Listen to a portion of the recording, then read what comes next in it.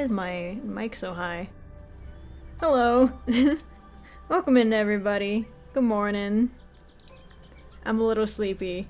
I woke up late. As I know, I woke up early and then I proceeded to go back to sleep. But welcome in, everybody. We're doing Windsong's character story, because I did farewell Rayaski on my own. Was that during a rerun? I don't remember if it was a rerun. Or if no, I think it was, I don't know. I did it on my own. Yeah, I have no Windsong, so we have the girlfriend instead in her place. But yeah, I did Vila's on my own as well. I think I tweeted about it. Or I posted about it on my socials, my little final thoughts. And I really liked Vila's because it made me so sad. Maybe I should have streamed it, but I got so sad. Oh, Vila.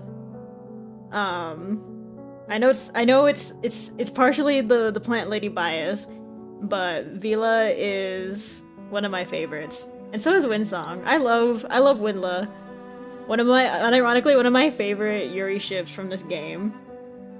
I think out of any art that I ever get on that I ever see on Twitter, it's either Isakanya or Winla. And I eat it up. I eat it up so bad. Especially after Windsong's, what is it called? Her vampire hunter skin came out. Oh my god, people were drawing fan art of the vampire hunter skin with the AC collab Siren Vila, and oh my god, I was eating that up. God. Yeah, I want this so bad. I want this so bad. But I don't have Windsong, and I'm still I'm at 50 pity for what do you call it, Corvus. So I think after maybe I'll get really lucky with the one singular pull. Actually, I don't even know if I'm gonna get a single pull out of this character story, but hopefully we'll see if I get lucky once last evening's reruns and I can get to doing that. But I want this skin so bad. I want to pull for Windsong so bad. She's right there. She's literally right there. But Corvus, I just have to pray at some point I lose to Windsong. At some point, right? I did. Maybe I should, if I can, I should do the. Oh wait, no, it's already gone. What am I talking about? Just kidding. I was gonna say if I can do another 10 pull on the golden skein? I don't know how to say it. I did not realize it's already gone. Whatever. Such is life. But the main reason I'm not just like straight up buying Windsong's garment just to save her later is because I really want the some of the future garments that are coming out. There's a rewards bonus in 3.2 kind of spoiler. Nah, I don't think so. At least not to me. I don't mind talking about any freebies we get in the future. I am all here for freebies. God knows that. But I do have to save my money, unfortunately. I only have so much money to spend on skins, and I really want the Moldir one that's coming out in the future. And maybe the Sentinel one, if I can afford that. So I'm like, maybe they'll bring back the Windsong one at some point. Who knows when? I don't know when. I just had to pray. I always see the Isakanya ones, and I'm just like, well, they're gonna bring that back at some point, so I'll buy it later. Save me. The one time that I wish other games would plagiarize Arknights. Arknights is the only game I've ever seen where you can buy skins with in-game currency that you can get just by playing the game instead of real money. I need every single gacha game on the planet to plagiarize Arknights, this one feature, so that I don't have to spend money. But it is microtransactions, baby. 3.2 there will be a free random 6-star and prioritize units you don't have. Oh, I did see that. I remember seeing that. The what was that for? Was that for CN's anniversary? It was for something. It was for something special. But I did see that, and I'm very excited because I'm praying. I'm praying to God to give me someone I want. But like, who do I have in my? I don't have a lot of characters, so it's like a little bit. Made it in. A little bit worrying, cause like, what if it gives me a character that I do not want at all?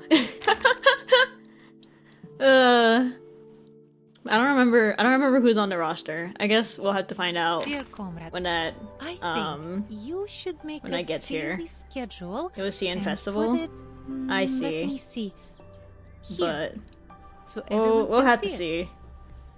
I just had to pray. I've seen some people who play on CN get really lucky with that, but I'm afraid.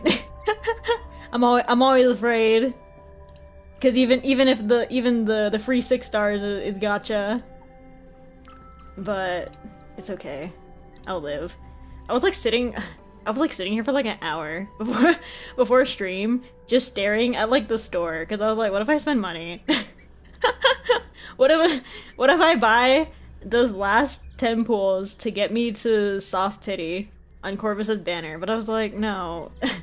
Last evenings is literally tomorrow, and then when does this reset?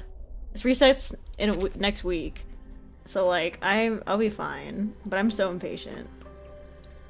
But yeah, we are going to be reading Windsong's character story. I have no idea what goes on here. I just saw like one screenshot from what I assume it's from this, because I don't think I remember seeing it in Ryaski with like Windsong crying. So that's fun. We get a little bit of trauma.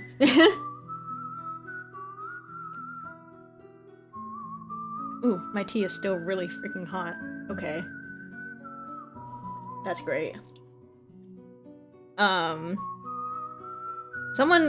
think somebody said that it's a prequel to Ryaski.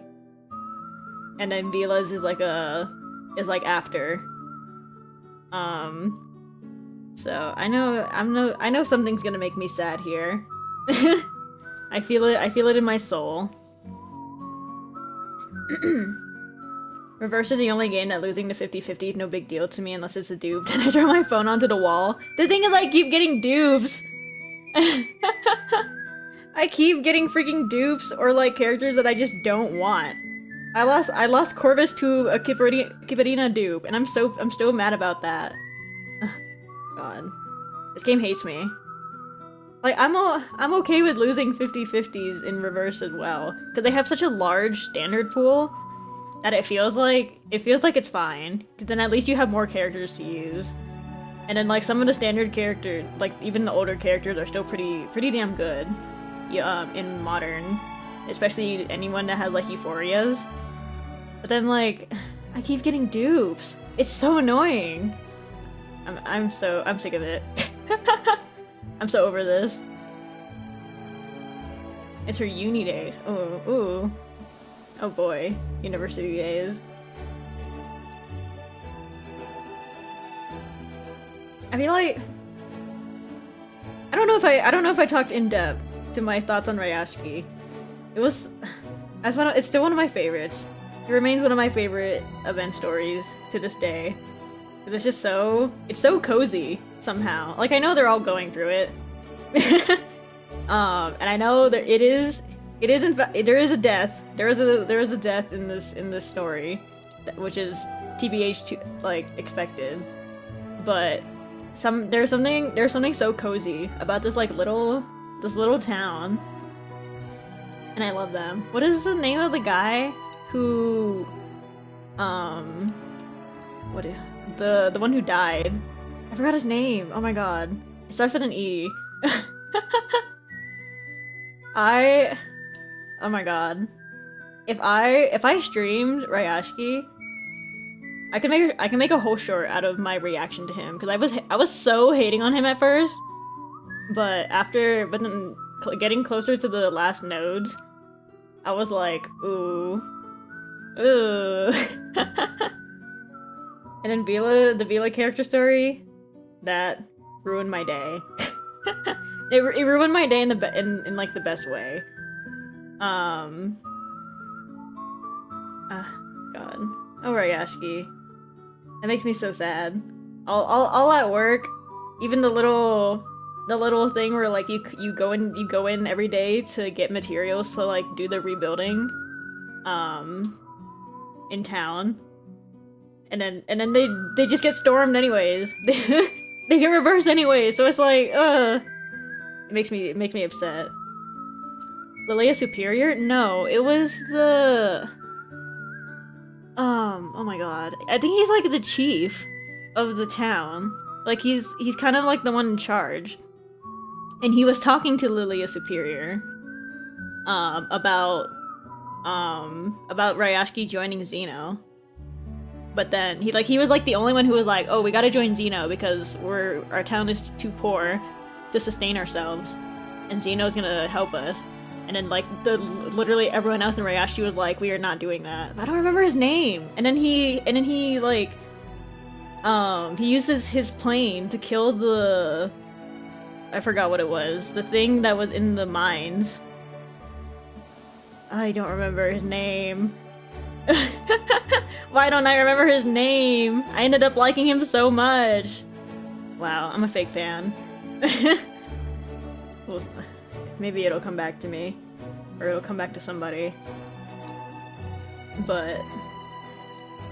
wow, I don't remember... You know what? I'm looking it up. It's gonna eat away at me. Hold on. It's gonna bother me if I can't remember this freaking man's name. Let me see. Does the wiki happen to have his name anywhere? Even just his name. I'm so bad with names. Please. I don't know, does Reverse Wiki have like a decent... they log anything? Do they log the stories? Oh, it's taking forever to load. It's loading something. Okay. Maybe it will simply continue to eat away at me for the rest for the rest of the stream. This is not loading. It's fine. I'll figure it out. Let's get started. Got 8. I think it would be silly for them to show Vila at some point in a way similar to Marcus's evil character story, where they show okay. Isolde. All set. Windsong sets aside the notes in her hand. It's still too early for anyone to have arrived at the lecture hall. This place feels colder than the Ryashki. Oh. Are we starting post Ryashki? There's a different shade of gray to this place compared to Ryashki. Even the lines in this room seem sharp enough to slice off the tips of my fingers if I dared touch them.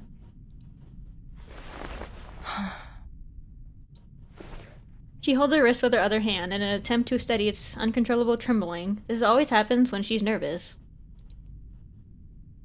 Now breathe, Windsong. She draws in a long breath, feeling the crisp air fill her lungs.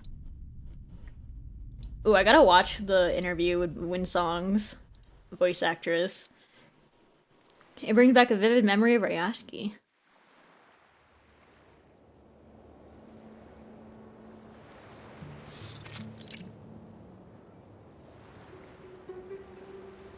Don't take me here. Are you leaving already, Comrade Windsong? Yes. I'm afraid so. Lots to do and so little time to do it. If everything goes smoothly there, I might be able to return before the kids come back from the Foundation. Offer a publicity tour. I can't speak. Offer a publicity tour for Yasuki, eh? Make sure you tell them about all the wonderful things we have here. Yes, they must come and try our uka and the potato stew too. Speaking of which, have you prepared anything for the road, Comrade Windsong? These words are like a signal. Suddenly, a plethora of packages are thrust into her arms from all directions. Aw. Oh. Before long, her arms are filled with cheeses of all shapes and sizes. Thank you so much. God, I love our Ashki. This is a generous amount of cheese for one trip. Huh, I see what you're getting at. Of course, we can't have you eating nothing but cheese the whole time. More packages are shoved into her arms. Beetroot, a large ham, a portable gas stove, and a lonely wool sock. Dang. Take care, Comrade Windsong. Safe journey. The steamship horn sounds, echoing across the bay to the mountains in the distance. They stand tall and gray, the silent guardians of the town and its people. In the lingering echo of the horn, the ship departs from the dock. Windsong looks back at the shore. The people of Ryashiki are still there, waving to her. She manages to wave in return. God. Her family. The wind becomes more biting, and the snow stings her face. She waves until the town and its people fade from sight and heads to the cabin with her luggage.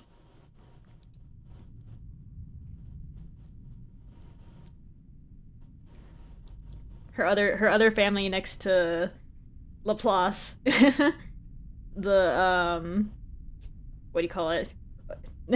Her Overture family. She remembers traversing lands covered in snow and lush vegetation, passing the towering mountains and the open bay. She changed from ship to train, from train to car, and despite her best efforts to keep the cheese wrappers intact, they started to fall apart. Just like her memories of Ryashiki. Hello. Her heart sinks at the thought of that little town, the entire place gone, and these cheeses some of the last things left to prove it ever existed. She takes out one of the packages, takes a small bite, and carefully wraps it back up. Aw. Windsong. Still believe you have a home to return to.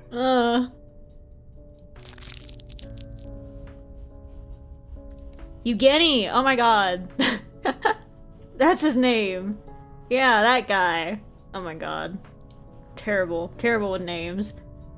But I really... I warmed up to him. I was getting pissed off at him at first, because I thought he was so annoying. But then his last, like, sacrifice, I was like, ooh, that's evil. How could they do that to me? She runs her fingers over the wrinkled wax paper. She rubs her face and straightens up. Forget about it. You've got a speech to give. Let's see, I'll start with a brief introduction of myself, then move on to the history of the study of ley lines, followed by... They may have some questions on environmental analysis for me, or perhaps they'll ask about the geological condition Ryashiki. Better to keep the geologic map handy. Here it is. What else will they want to know? The nature of ley energy? That could be one. She hears some indistinct chatter coming from the end of the hallway. She stares at the door. The muffled arguments quickly become clearer, and soon two researchers in Laplace uniform step inside. Look, I don't want to be mean, but I brought this to you a long time ago. You were very... What's happening here? The argument comes to a sudden halt as they lay eyes on her. Welcome, comrades. Are you both here for the lecture? Please, take a seat. Make yourselves comfortable. She gestures toward the chairs, but one of them walks straight up to her. Are you giving a lecture today? Are you the ley hunter? Yes. What gave it away? You can call me Windsong. A ley hunter in real life. Ooh. He leans toward her as if inspecting a specimen in a glass case. Before Windsong can react, he speaks again. May I ask? Why are you still studying ley lines? Ugh, I knew it. This guy's gonna be weird about it. She opens her notebook, but it provides her with no answer. That can't possibly be your major project, can it? So what is it then? Geology? Environmental planning? No, Her only study has been, and will always be, that of ley lines. Only the study of ley lines. Yes. She's relieved that she can finally give a positive response.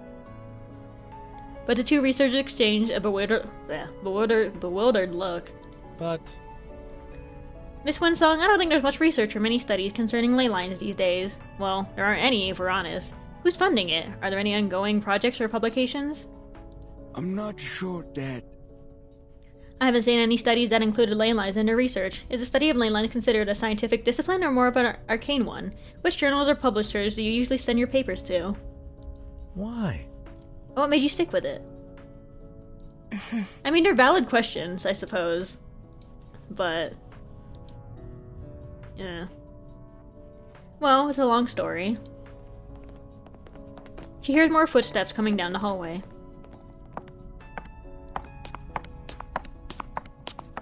One after another, researchers file into the lecture hall. Windsong feels the curious eyes of some as they pass by. Most, however, take their seats quietly. Hey, I mean, this is a pretty decent amount of people. Why don't you go join the others? We'll be starting any minute. The researcher nods and steps back from the podium. He finds a seat at the front, placing his notebook on the table before him. Windsong meets his eager eyes.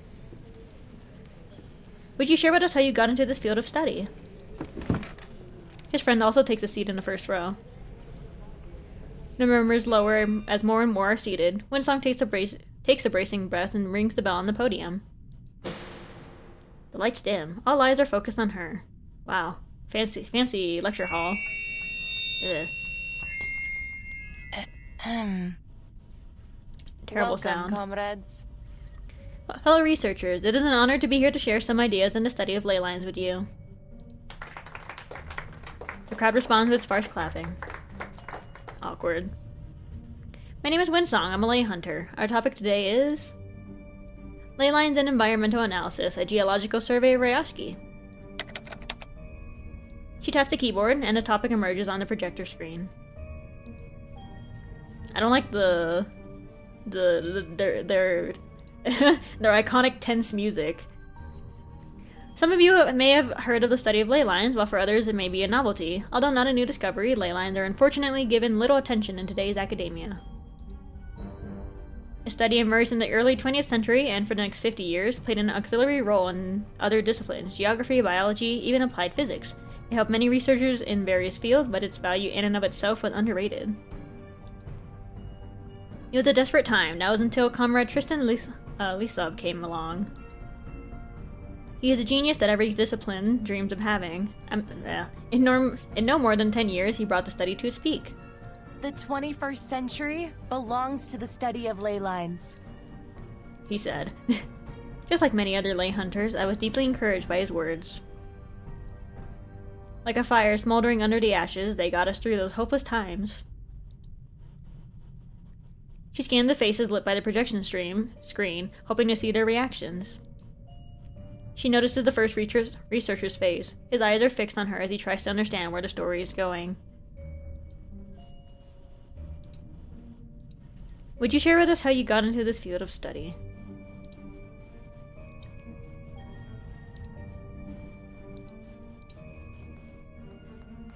Not going well, I see. Before we get into more detail, I have a question for you all. When it comes to a school of thought, who do you need more?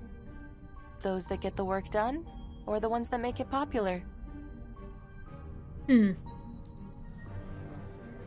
Interesting question. Don't worry, take some time to think about it and I'll come back to it at the end. As I said earlier, I was enthralled by Lisov's enthusiasm and ambition and became a ley hunter. It was a remarkable time.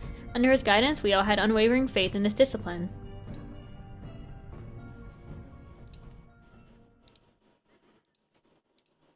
I assume he's long gone.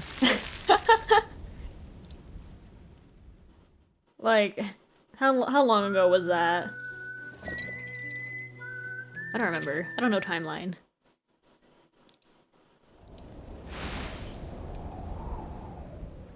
Top of the ivory tower.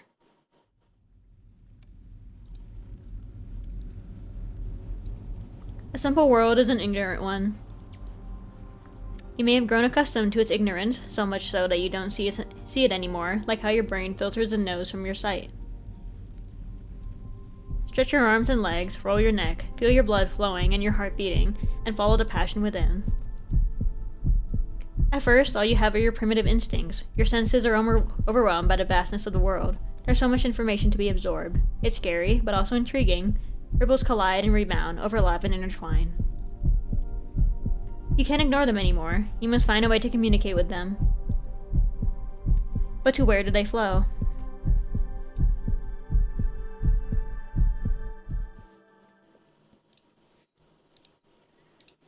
The ideas of leyline to me are so interesting, but I think that's just because I used to be a Genshin fan. No, not just a Genshin fan. I used to be a Genshin lore head.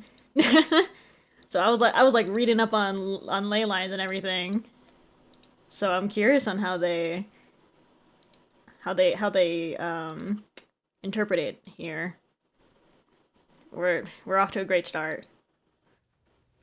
She opened her eyes to find herself kneeling on the marble floor. She hears people's voices and knows that she has come back to reality. Yes. Don't move, stay where you are. Oh my god, she's so cute. What? No!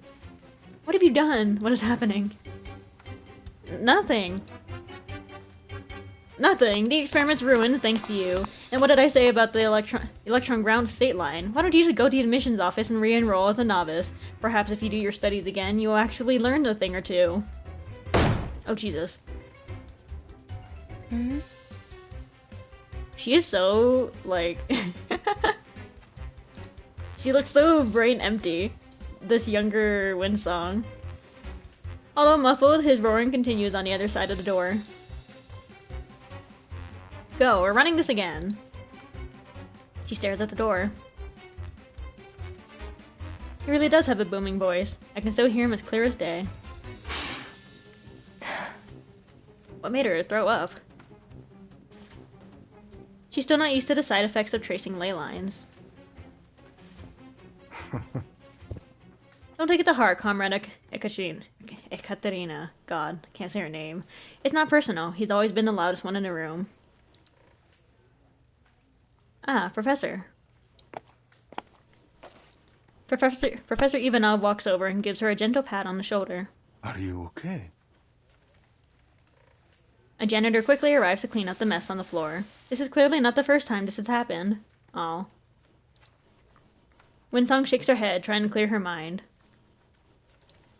That doesn't seem like a fun side effect for trying to trace ley lines. Vomiting and nausea. Ugh.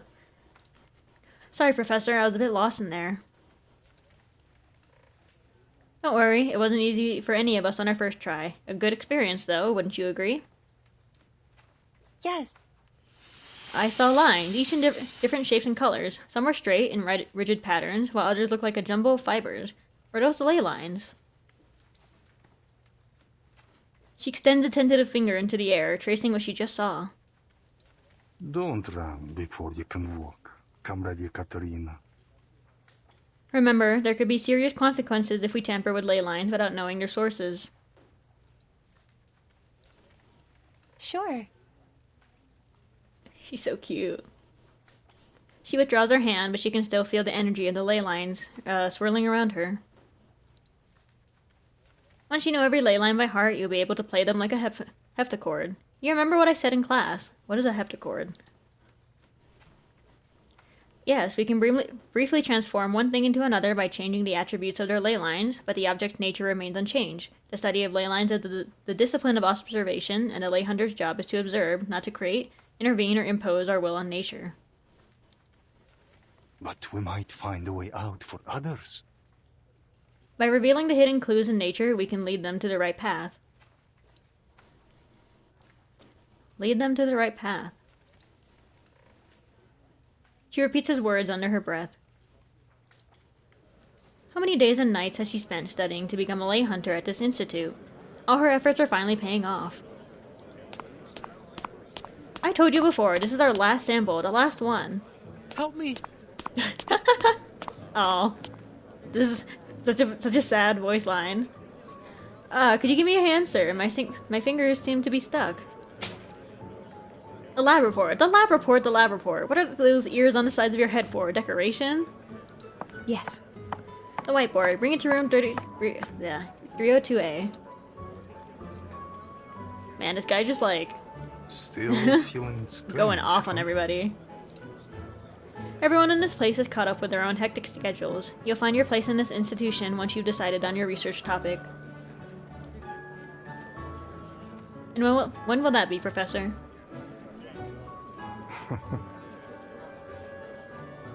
He shakes his head, still smiling.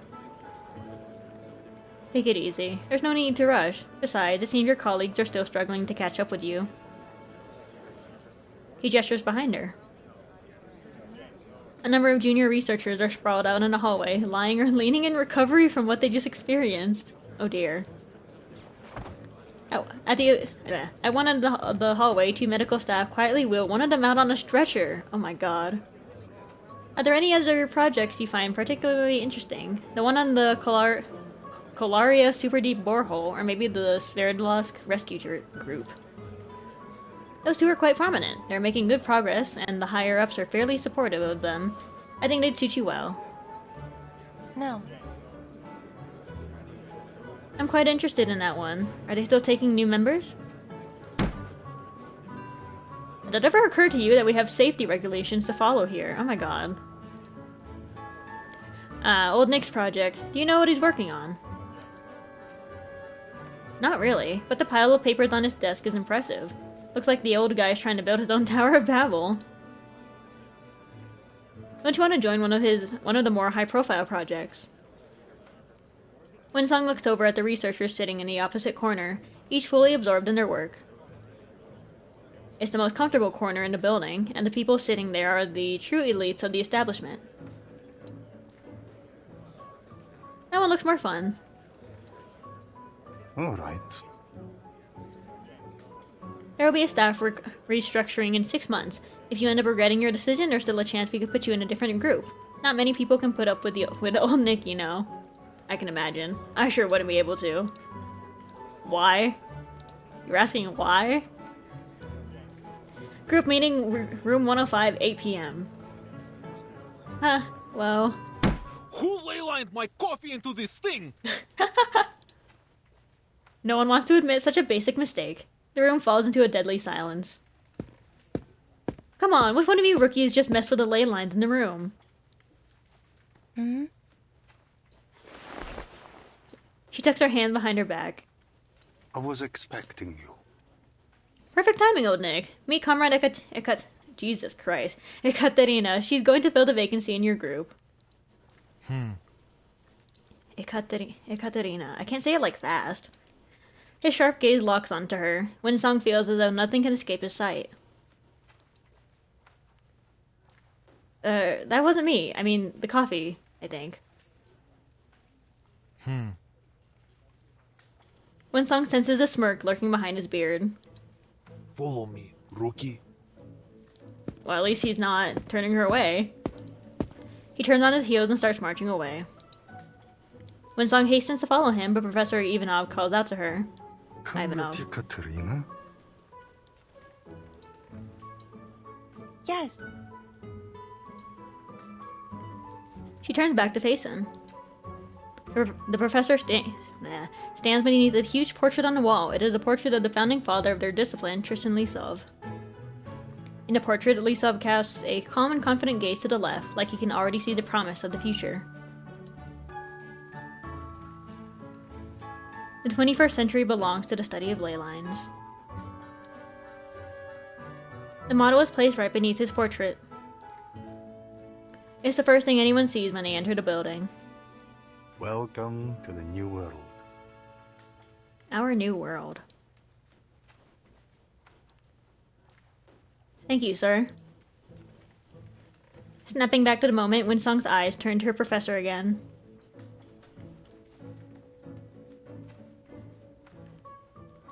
Our new world. Finally, I can make a difference, broaden our understanding of ley lines, lead us into the new future. Well... She gives a solemn nod. She swiftly turns around and rushes to catch up with old Nick.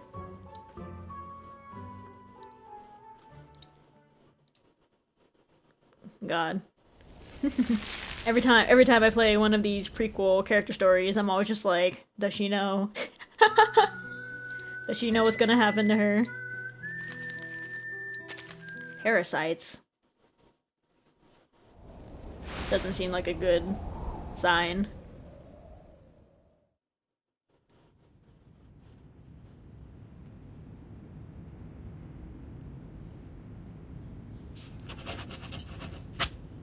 Time is 8:29. Ekaterina clocked in.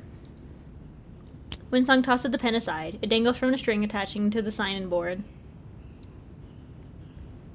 Has it only been 3 months? It feels like twice as long. Wow. She survived.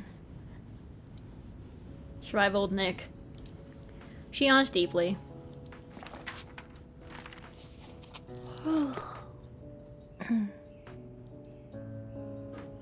She has no time to rest, but the drowsiness is only getting stronger. Hello? My jaw. Oh, I thought I dislocated it for a second. Oh, girl. Ahem. He pinches the bridge of his nose in irritation.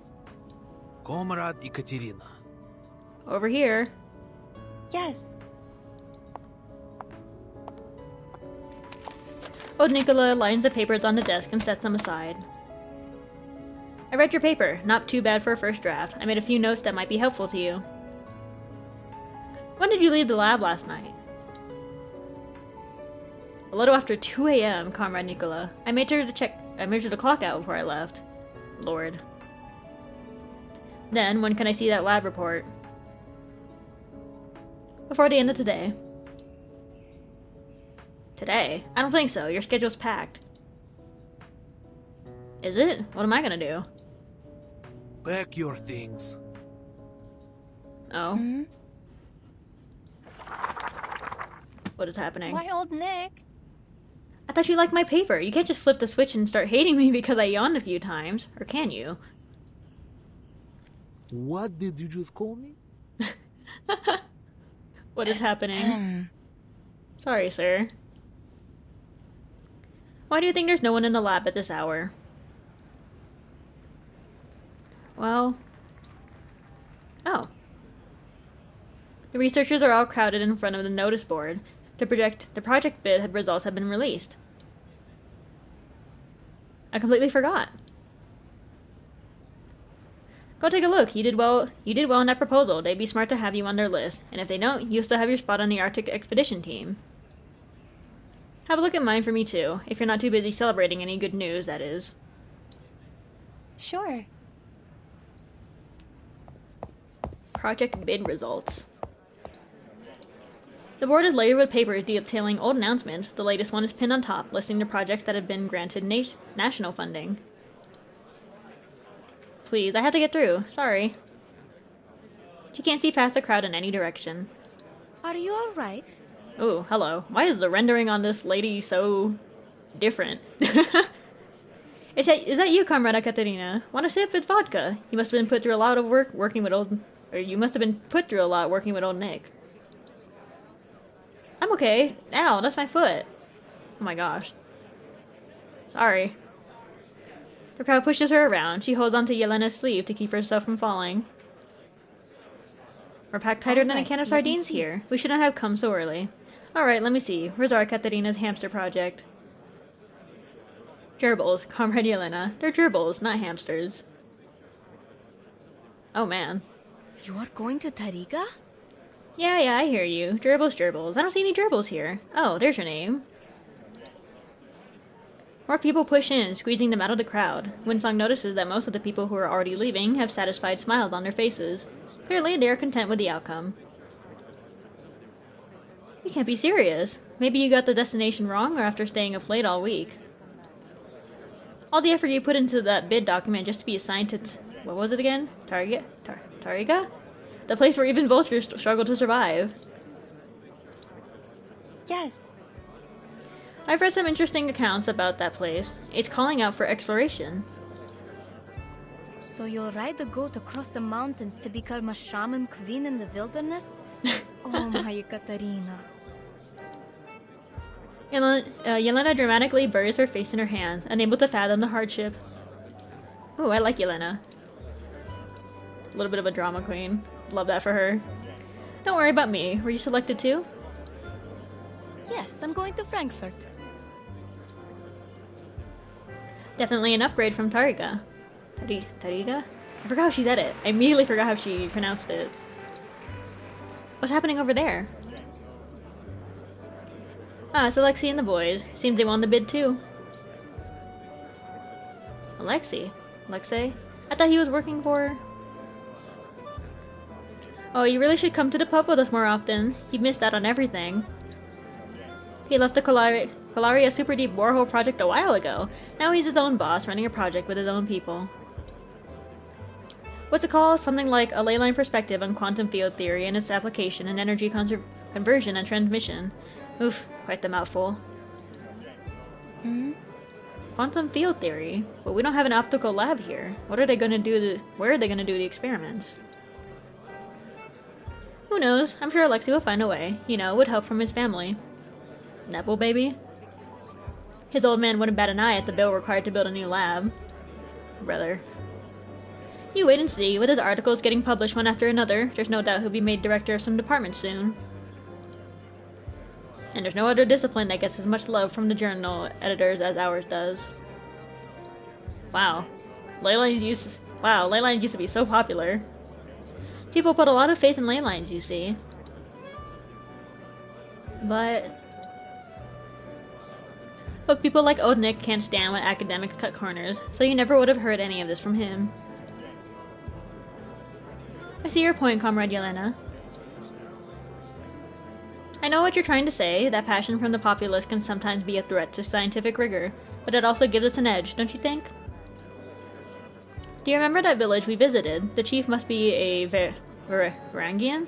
Stubborn guy. But even he granted us permission to explore near their village when we said we were ley hunters. Oh my god. There used to be so much credit to their name. Yes, but that was because he wanted us to see if there were gold mines or oil beneath their village. Yes, my dear Ekaterina, and we'd still probably be enjoying the saunas in their banya if you hadn't broken the truth to him so quickly. Is this Yuri? Is this, classmates Yuri? But let's not argue over the past. In the end, we successfully completed the task and gathered enough materials for the report, didn't we? It's true the chief didn't get the news he wanted, but at least we secured our spots in the institute. And it was all thanks to that report. She recalled the chief's furious expression and piercing gaze. He had looked at them as if they were a pair of frauds. The memory sent shivers down her spine. Well, what are you gonna do in Frankfurt then? There's a new project on hydrothermal mineral deposits, and I've had enough of the cold up here in the north. It's time to go somewhere warmer for a change. Sounds good. I heard they have some nice hot springs there. Maybe you can give them a try. Yelena gives a joyful smile. I could bring you something back. You always give the best advice. I'll be sure to keep out for any gift. How sweet. Sausage juice or some apple wine would be perfect. How about you? Would you like a bear cub from the north? You can spare me that one. Take care. We won't be seeing each other much for a while. They lightly touch cheeks, and Windsong watches Yelena stride away. She realizes that the hallway has become quiet again. Having checked the results, the crowd is long gone. But Windsong has one more thing to check. She doesn't see old Nick's name on the first page, so she flips to the next, and then the next, until she finally finds his project on the last sheet. Then she notices the yellowing papers beneath. Sustainable Agriculture in Developing Countries, a ley line analysis. A ley line perspective on efficiency in heavy industry and optimization. Prospect and development, theory and applications. This is the work of every lay hunter in this institution. He runs her fingers along the pages, finally coming to a stop on the oldest one. Here lies the history of ley lines. Oh? She mutters to herself. So many people have tried so many things, and all at the same time, simultaneously exploring the possibilities of applying ley lines to all kinds of disciplines. Why? Most of these attempts seem to have only scratched the surface. She goes through them all again. Man, this, notice board is loaded. Many of them were given up when the researchers encountered the first few obstacles. It's like they never even intended to dig deeper into the subject. 2, maybe 3? There are no more than 3 topics within the same area of research. Maybe they'll come back to them when they have more data. It's still a young subject after all. But so much talent and brain power has been diverted to all these different areas. If we just worked together more, we'd probably have a wealth of knowledge by now. No wonder old Nick doesn't like it here.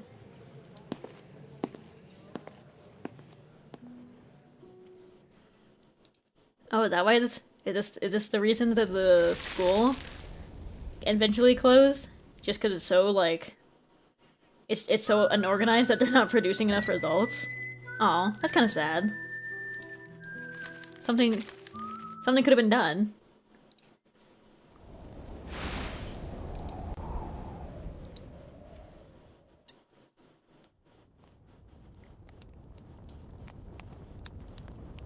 This room again.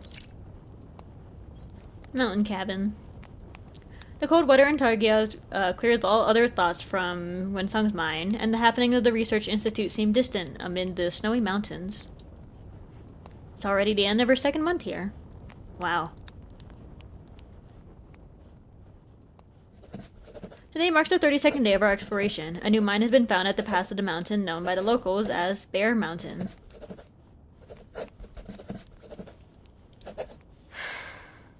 I can't stop shivering. No heating, no hot... What the hell? No hot water. Targia is cruel. I better ask the gatekeeper to bring me more firewood. She pulls the blanket tighter around her shoulders. Ooh, I could never. Ooh, I could never. Oh my god. She dips her pen in the ink bottle.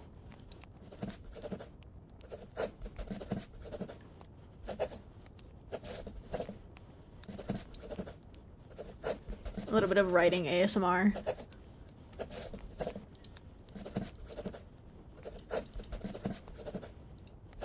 Is this just gonna continue?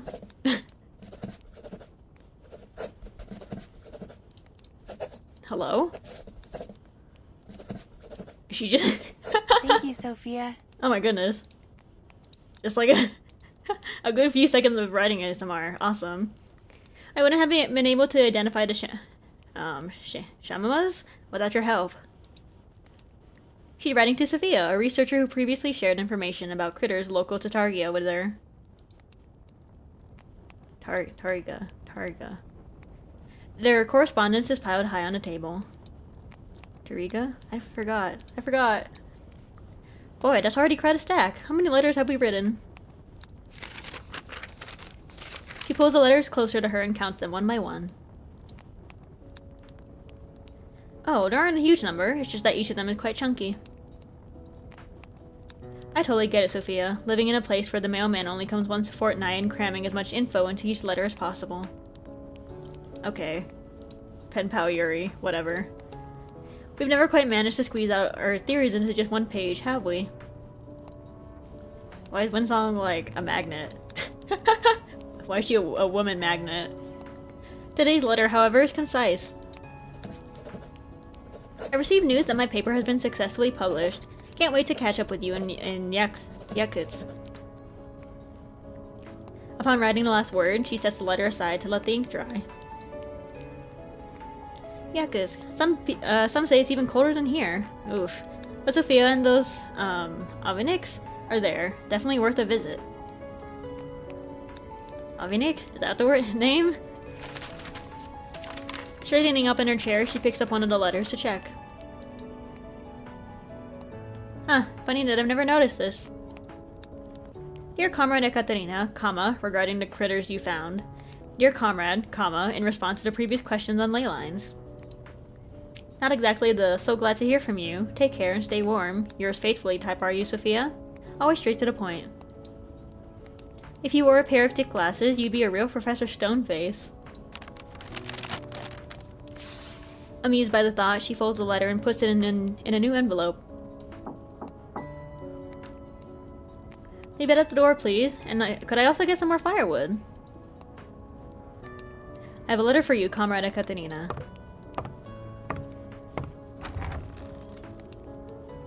A letter? Today? For me? From whom? The Leyline Institute. Sure. I see, thank you. Ooh, I'm worried. Ooh, I'm scared.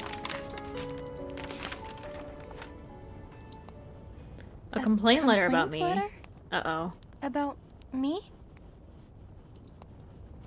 Frankfurt. Yelena. The old notice board, the smell of ink, and a conversation about sausages and apple wine suddenly come back to her. Could this have anything to do with her?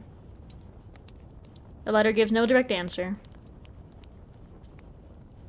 You have anything to mail? If not, I'll leave you to your business. Wait a moment, comrade.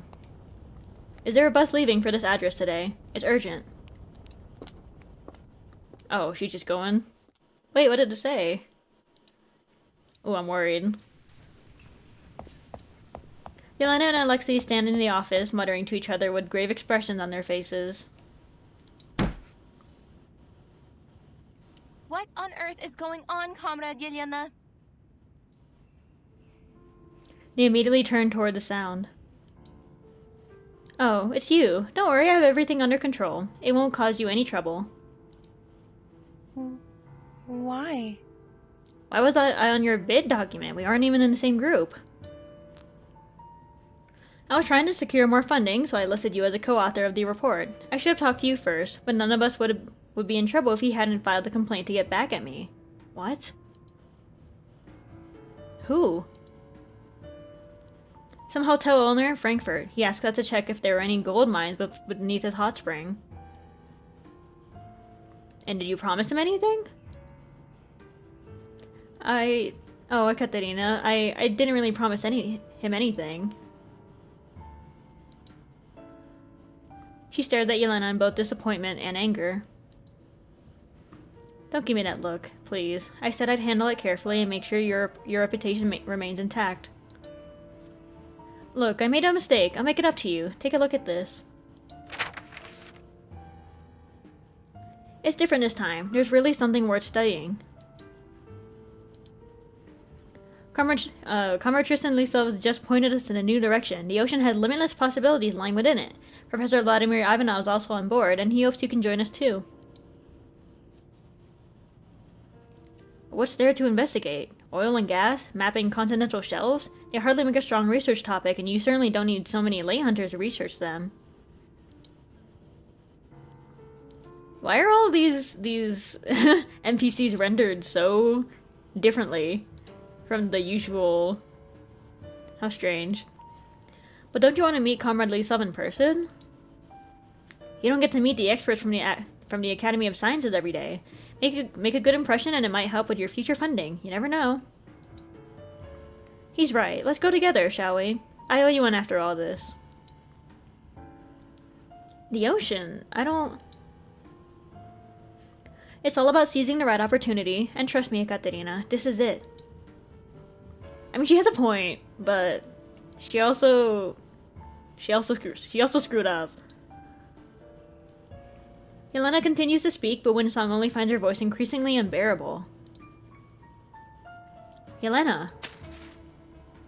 She throws the letter to Yelena's feet. Could you just take one moment and think this through? Is this really the right thing to do? Yelena exchanges a helpless look with Alexei. What do you want to do then? Winsong opens her mouth. All of a sudden, she hesitates.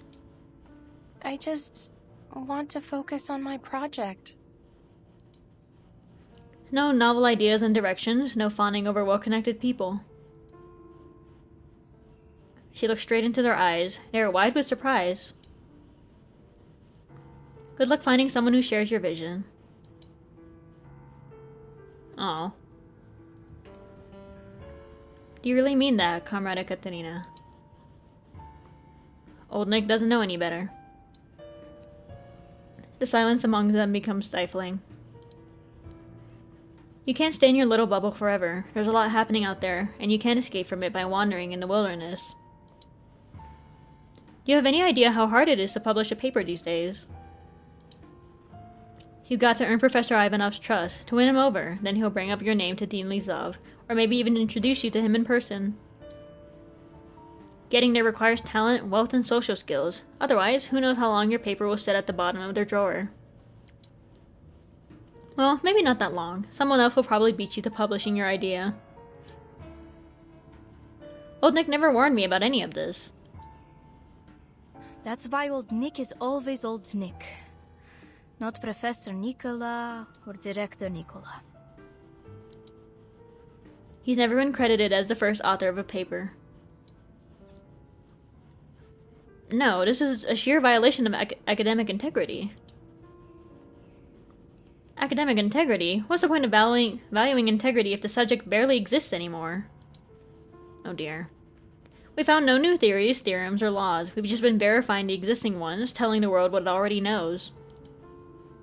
No one knows the subject better than we do, and we all know there's nothing sophisticated about it.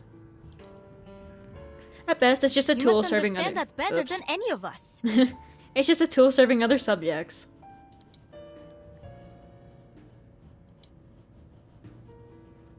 With just a slight turn of her head, Winsong can see the notice board beside them. She remembers those projects, the history written on the fragile yellowed papers. No. I've made up my mind. I don't want to be part of this. And please don't add my name to any more of your list, Comrade Yelena. Wait. You can't just leave.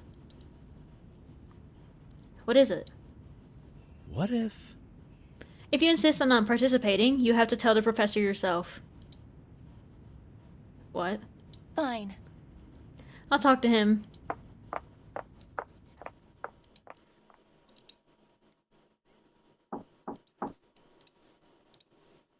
Come in.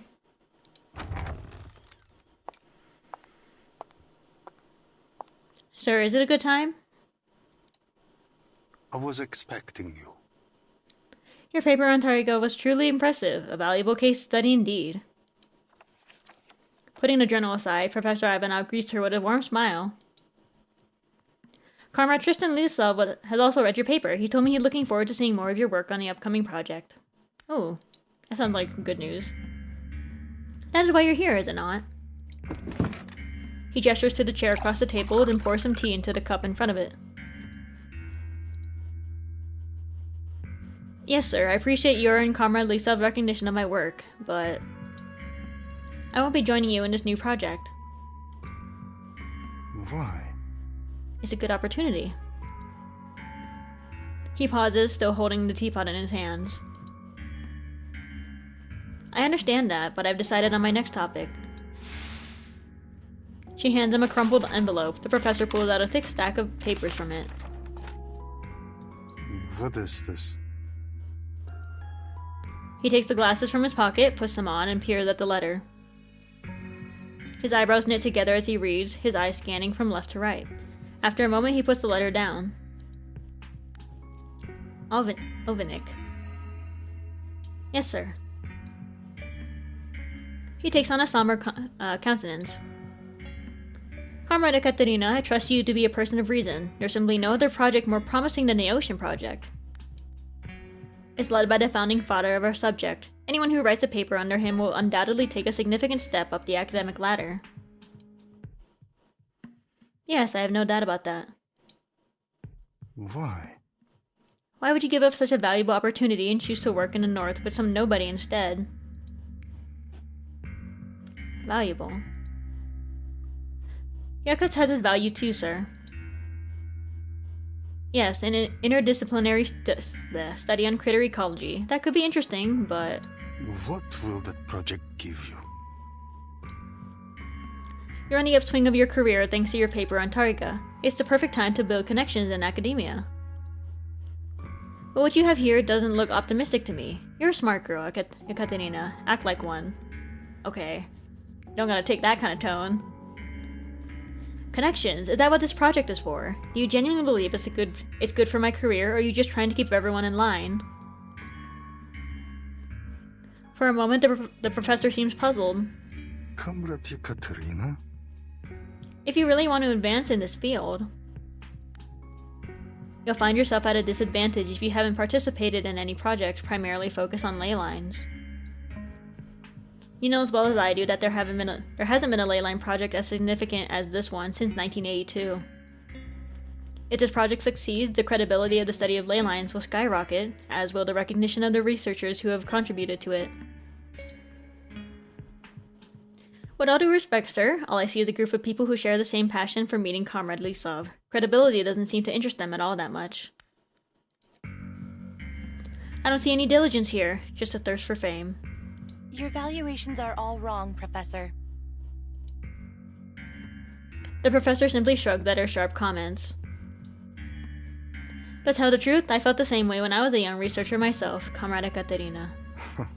I still remember my first meeting with Comrade Lisov. My mentor gave me a fancy foreign magazine to bring along as a gift. I was terrified. It wasn't easy to get one of those back then, and I could tell it was expensive. But Comrade Lisov was very kind to me. We talked like old friends. He appreciated the magazine and introduced me to many other researchers in the following years. It's a much faster way to find your footing in the circle than publishing papers year after year. I mean, he's not wrong. You have to understand that if he agrees to endorse your research and introduce you to his connections, you'll effectively have his reputation added to yours. People will hold you in higher regard because of it. You'll be able to research whatever topic you like, and people will come to you for collaboration instead of you groveling to them for a job. Don't overthink it. It's simply a social obligation. No different from greeting your neighbors when you move to a new community. Don't let emotions blind you, comrade. Trust me now, and you'll see his rationale in the years to come. It's wisest to leave this project of yours be. He folds up the letter, puts it back into the envelope, and goes to toss it in the paper bin. No. She snatches the envelope from his hand. Sorry, sir. It's not just an invitation letter. My experiment date is in there, too. Will you join us, then?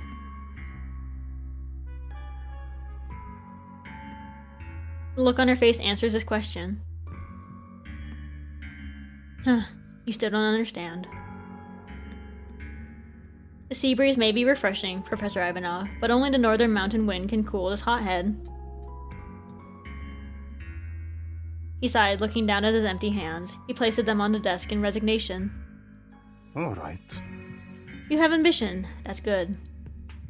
If I had a goal as clear as yours in my 20s, I wouldn't have listened to a word anyone said either. Now I'm much too old to pursue any ambitions. Off you go, Yekaterina. You're still young and free. Well, hey, at least he wasn't being, weird about it, I guess. He gestures toward the door. Thank you, Professor. Too disappointed to say anything else, he just nods in response. I don't know, I think he has a point.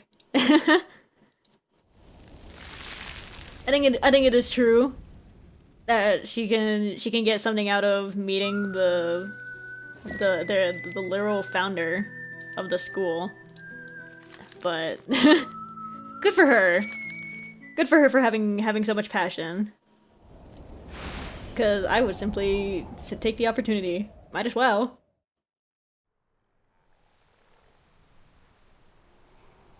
No such thing as bad publicity. Oh my goodness. It's an ordinary morning in Lesnaya Forest, located in the coldest part of Yakutsk. A branch from a nearby tree breaks under the weight of the snow, sending a cascade of glistening flakes to the ground. A snowy owl turns its head, its large round eyes fixed on the figures in the snow. Sophia? Oh, we get to see Sophia?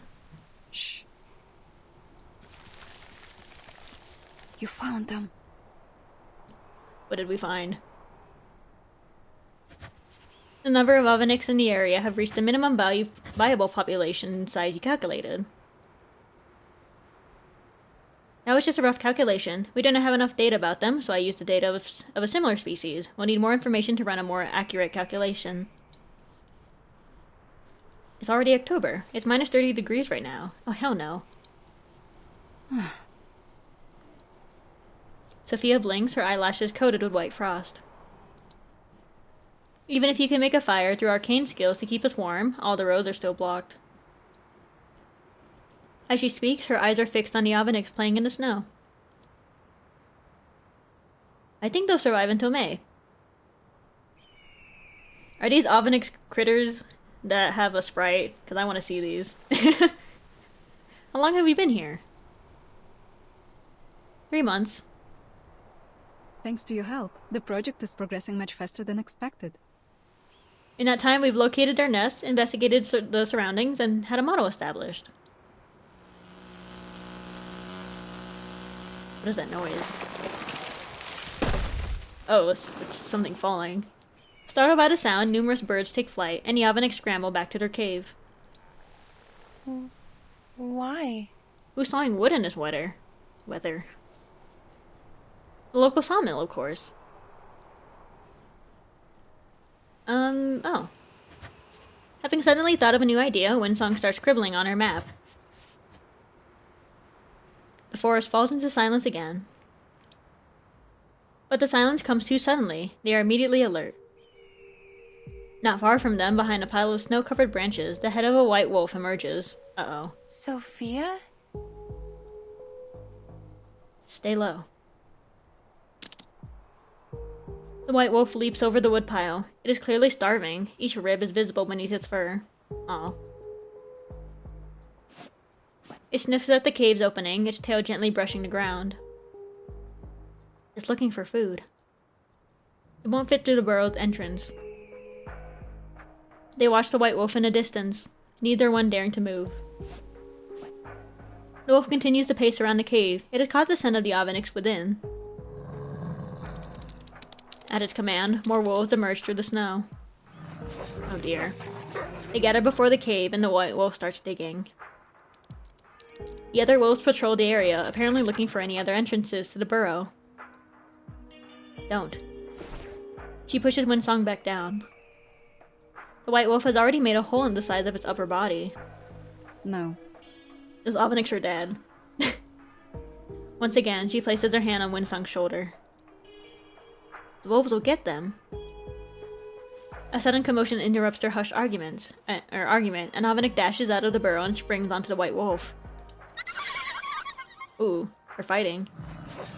The white wolf howls in rage. It dives to avoid the hit and bites the Ovenik on the shoulder. The two roll over in the snow. More wolves circle around, pushing and nipping at the Ovenik. Soon enough, it is dripping with blood. We can't just stay back and watch this happen. Before Sophia can react, Windsong jumps up and charges through the wolf pack. Girl. Circle of life. Let it be.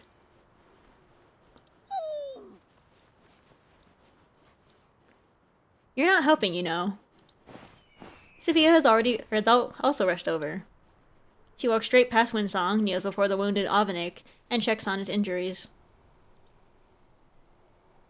I didn't harm any of the wolves. The worried look on Sophia's face makes her a little uneasy. We should head back. We really shouldn't leave any human scent here.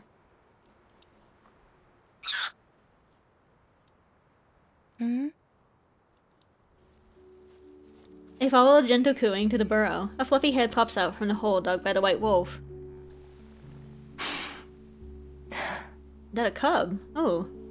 Little baby. Enraptured, Windsong turns to Sophia, only to find tears in her eyes.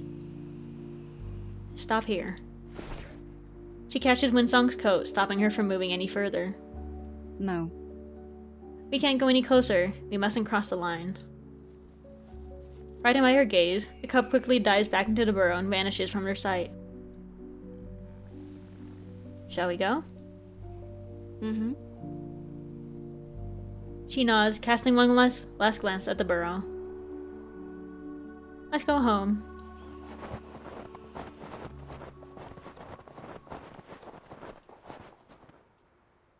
Is it just like the two Aveniks? The big one and the little baby? Circle of life. It's fine. The wolf can... the wolf was also starving. I would not have done anything.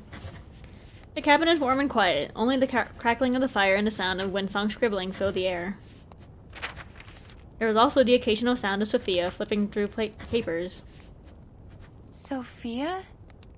Do we have any bear grease left? My fingers are horribly itchy. What the hell is bear grease? So caught up in the excitement of learning about the cub, she draws a tiny Avenik on the map right where they found it. Sophia puts down the papers and fetches her a jar of white salve.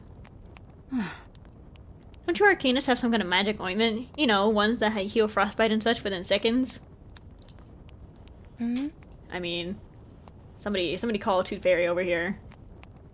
Probably, but I don't know much about them, to be honest. Sometimes human medicines are more effective.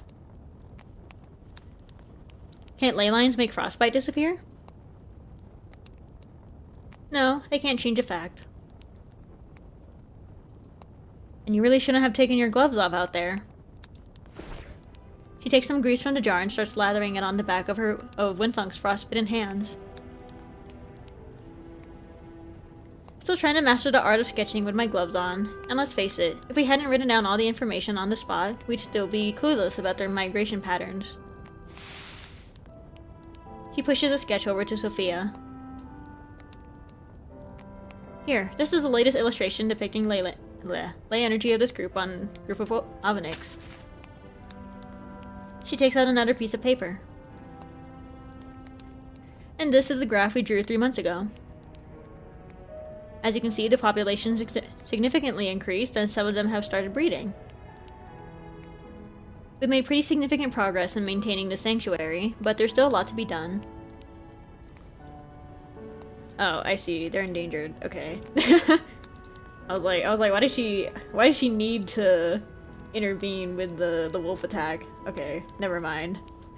She points at the map, but quickly pulls back her finger, realizing there's still grease on it. The spot over there, yes, that's the lumberyard. It used to be part of the conservation area, but apparently not anymore.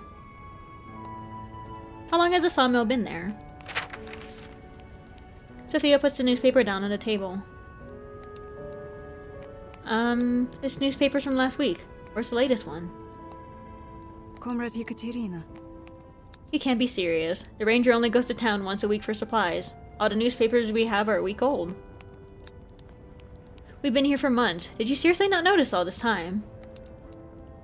She looked at Windsong with a hint of confusion. You do seem to care very little about the outside world. You barely mentioned it since we entered the forest. I was totally caught up with the Aveniks, so... They seem to be all you ever want to focus on. Throughout this conversation, Windsong has been absent-mindedly drawing on the paper. Autism. It's already October, Sophia. How much longer do you plan to stay here? My work here isn't done yet. With the rate of human expansion in the area, it won't be long before they encroach on Avenik territory. If I leave now, I'm worried the Aveniks here will be left vulnerable.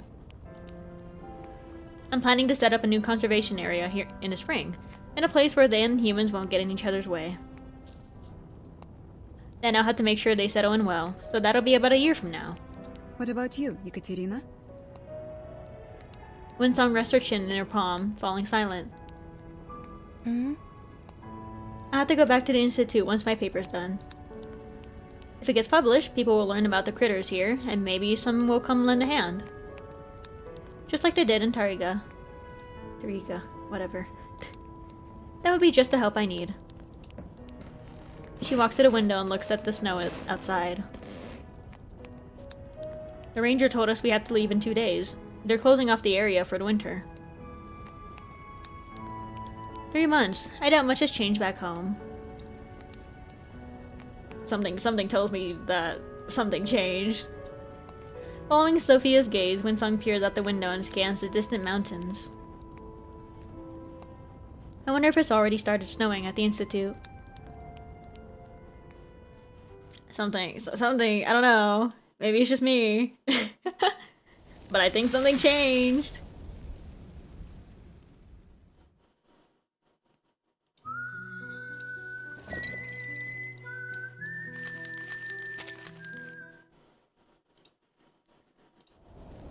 How sad is that? Devoting your life to a study only for the school to close. God. That would get me so depressed. Watch out! Make way, please! What? Windsong stands frozen in the entryway. She cannot fathom what she's seeing. With solemn looks on their faces, the police officers before her are carrying equipment out of the building and loading them, one after another, onto their truck. Police officers? What's going on?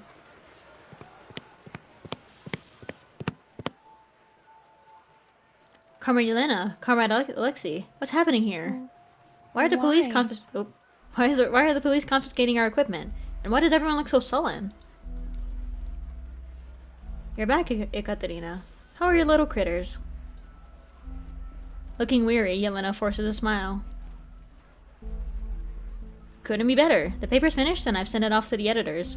Where is everyone? Yelena and Alexei exchange a glance. Haven't you heard? The study of ley lines is no more. Oh. No more. Alexei silently hands her a journal. National Nature Studies. Windsong submitted a paper to them not long ago. Hmm? What am I looking for exactly? What happened to this page? As she flips through the journal, she finds 2 pages stuck together by red paint. All she can make out are the features of a familiar face on the unglued edge of the page. Tristan Lysov? I'm sorry. Sorry, give me a minute. There should be a copy or 2 that they missed. Corruption, bullying, fraud. He's guilty of all of them. Oh my god. Yelena shrugs helplessly. Windsong takes the other copy from Alexei. In an abuse of his authority, Lysov manipulated open bidding, misappropriated funds from research projects, and gained millions of rubles in personal profit. Oh my god. His reputation was built on intimidation and coercion rather than academic merit. Through manipulating experiments and tampering with the results, he secured various awards for himself. Why? Why would this affect the entire institute? I mean, when the story came out, every project related to ley lines was put on hold and subjected to investigation. The institute's currently in a state of suspension. Have you heard from the editors? No publisher will accept any journal articles on ley lines now. All the editors and reviewers who ever published a paper on ley lines are also under investigation. We'll probably hear more about them in the coming days. Criticisms are all over the news. People are arguing against and even condemning the study of ley lines. Oh my god. That's like the worst. This is like the worst way to find out.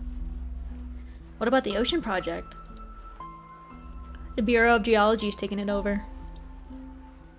What about Professor Ivanov and his research?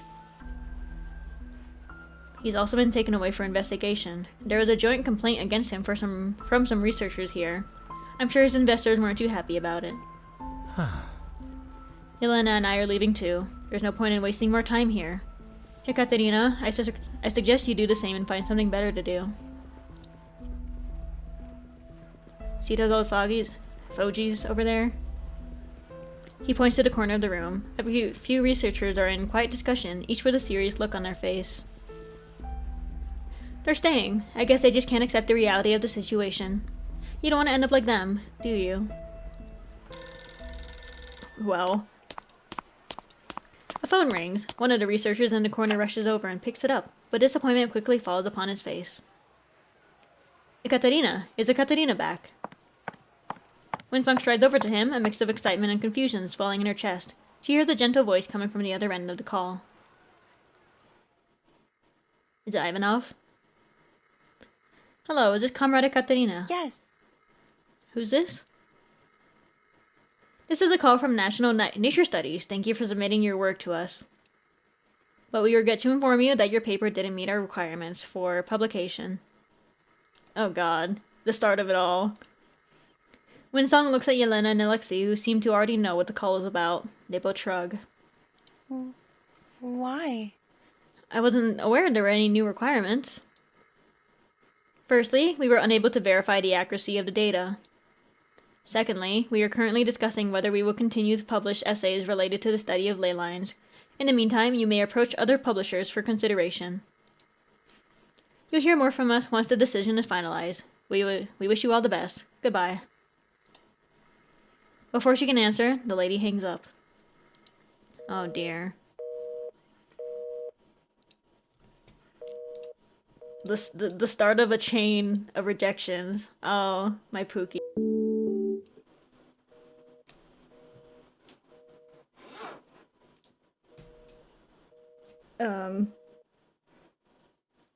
Oh my god. What is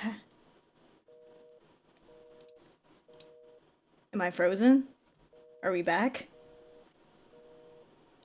Okay, I think I'm back. Why did OBS just crash on me? What was that? What the heck? What is happening with my VTuber? Hold on. God, I have to like restart everything. Hold on.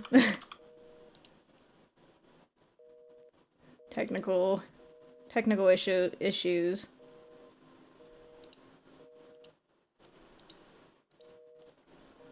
I do not know why it crashed. And now my VTuber is not working. Are you kidding? Are we so serious right now? Everything broke. OBS crashed. Everything crashed. Okay, hold on. Am I gonna have to pull out the VTuber died again?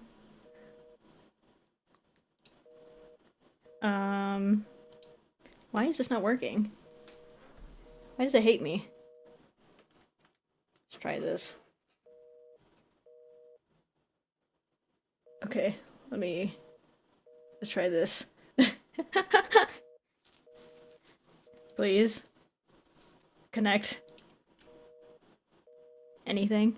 Okay, there we go. Oh my goodness. I don't... Where did my VTuber go? There we are. I don't know what just happened. OBS crashed. Okay, well, whatever. I'm sure it's fine.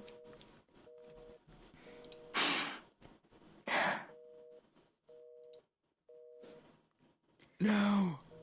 Academic circles no longer acknowledge the study of ley lines, and ley hunters are no longer considered to be scientists, only arcanists. They said it is extremely shallow, even as an arcane subject. They said it amounts to nothing more than some colorful lines and fails to offer a substantial interpretation of any phenomena. But who would claim their subject to be the only answer to all mysteries of the world?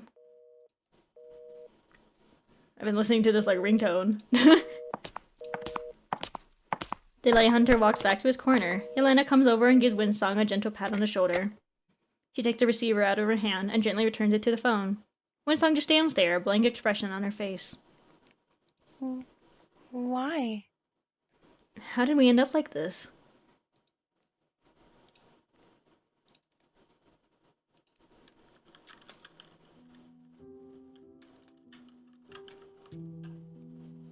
Many things had to be fixed at that time, and even more needed to be closed. I had to stay at the institute for a while. Oh, okay. I see why Alexei and Yelena's sprites were so different. Literally pulled from literally pulled from the CG. Some colleagues were held by the authorities for academic misconduct and subjected to punishment and re-education. Some left because there were no longer enough funds to support their day-to-day lives. That included Yelena and Alexei. Yelena found a new job as a typist, while Alexei returned to his hometown and worked in his father's factory. They both expressed regret at ever having studied ley lines. Aww, windsong. Outside the Institute, ley hunters are seen as cult members, or, even worse, frauds. I mean, there has to be something there, if... if, like, Windsong can actually see anything at all. They really can't wait, can they? To load us into the cannon and blast us into obscurity. Without any prior notice, on an otherwise ordinary Monday, the property lease of the Institute expired. It wasn't until Windsong passed the blockade and walked to the door of the Institute that she saw the eviction notice. Aw. Looks like the director's wallet is finally as empty as mine. In the past few weeks, she has lived a life much like everyone else at the Institute, waiting for letters, writing replies, anticipating calls, and submitting evidence to validate her research. But today is a little different. Ooh. Is it a good kind of different? Somehow I doubt. Please, hold on a second. Yes, is there anything else you need? We're planning to move. Please write me back at the new address. I'll make sure to include it in the letter. I will. Have a good day.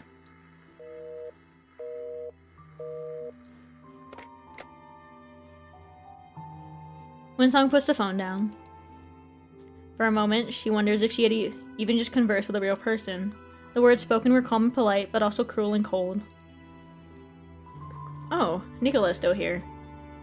Is there anything else you need to pack it, Katerina? Not really, Director. Give me a break. You know I didn't become the director by choice. I'd rather sit behind bars than deal with administrative work. Real. But you do deserve the title, sir. It's more of a burden than anything. Ivanov, fool. Maybe I should just hand in my resignation and let you take the reins. You'll be the youngest ever director of the Leyline Institute. A promising young woman. I'm sure. Whoa, no, let's not get too crazy. She waves her hands in protest.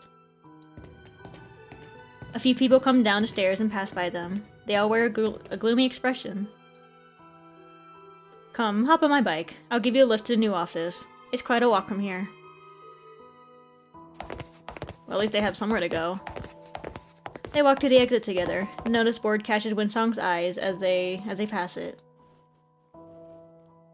Give me a second. Is she gonna take them?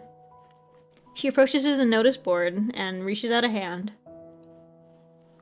Why? You want to take it with you? Yes. We haven't gotten new bulletins here for a very long time. Look at these. They seem a lot more sensational than I remember. It's almost comical. Winsong gently runs her fingers across the board. The paint is starting to peel, exposing the moldy black wood beneath it. Ew. I never noticed how worn this thing was. Isn't it funny how things seem to decay faster when they're left unnoticed? I read about it in a book of Chinese philosophy, this little trick that time plays on us. Winsong grabs both edges of the bulletin board and looks at old Nicola. No. Don't look at me. My back is even more fragile than my ego. Are you really just gonna leave it here? Look, your old project's still on it. She points at the old announcements. Everything still feels so vivid in their minds, as if it had happened just yesterday. But to old Nicola, they are now a painful memory. I mean, I'm surprised he's even still here. It may have been a project to you or me, but to Lisov, it was just another way to line his pockets. Aw.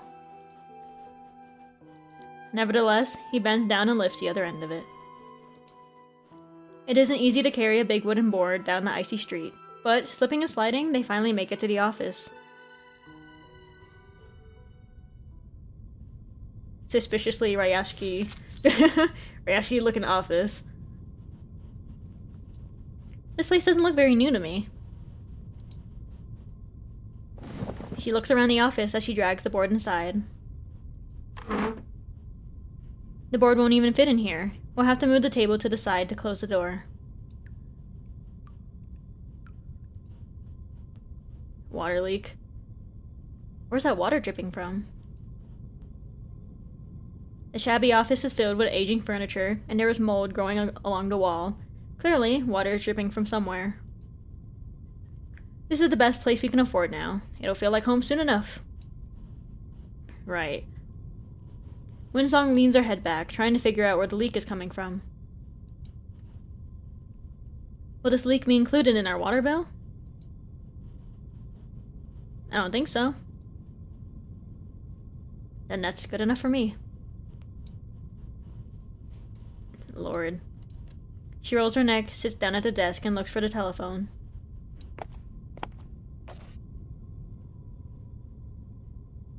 Just 3 steps from my seat. Good. The telephone sitting on the filing cabinet is covered in a thick layer of dust. Windsong doubts if it still works. I don't like how, quiet this is. It's so sad. Well, can't ask for too much right now. She wipes the dust off the desktop and turns to the incandescent lamp sitting on it. Director, could we have a word with you, please? With a gentle knock on the door, 2 researchers pop their heads in. Old Nicola leaves the room, but returns quickly. They left. Like everyone else. Just as I was gonna say, oh, there's more people. Yeah, I could hear you from here. The farewells are much calmer than she had anticipated. She opens her notebook, squinting from the bright lamp light reflected off the pages. That corner over there is one wet day away from being a mold farm. It won't be long before mushrooms start growing in our lungs. That's not comforting. Could you be a little more professional? The fungi will only give you pneumonia, not lung mushrooms. Windsong lets out a long sigh. Do you think there's still hope for us, Comrade Nicola? His pen stops at this question. Comrade Nicola. Are you still working on the Yakutsk paper? Yes. Oh, music jump scare. It's been going back and forth between me and the editors for a while now. First, they questioned my data, so I submitted my original report. Then they questioned my methods. So I sent them all I have. The raw data, the experiment notes, everything. And they still have doubts about it. I had to request a peer review, but everyone who used to study ley lines is gone. In the end, they just told me they would no longer consider any submissions from the study of ley lines. She leans back in the creaking chair, rubbing her eyes with the back of her hands. I just need one chance, one publisher to have faith in me. That'll dispel all the fear and suspicion. But none of them are willing to give me a shot. All this effort. Will I ever see one of my papers get published again? Will people come back to study ley lines? Don't worry, girl. It'll just take a while. You already know the answer, Katerina. You just don't want to admit it. How could I possibly admit such a thing? Don't you refuse to give up too, old Nick? After all, we're the only 2 left. What did you just call me? Director. Oh, come on. They both try to keep a cheerful atmosphere, but like the mold, their gloom seems to have permeated every corner of the room.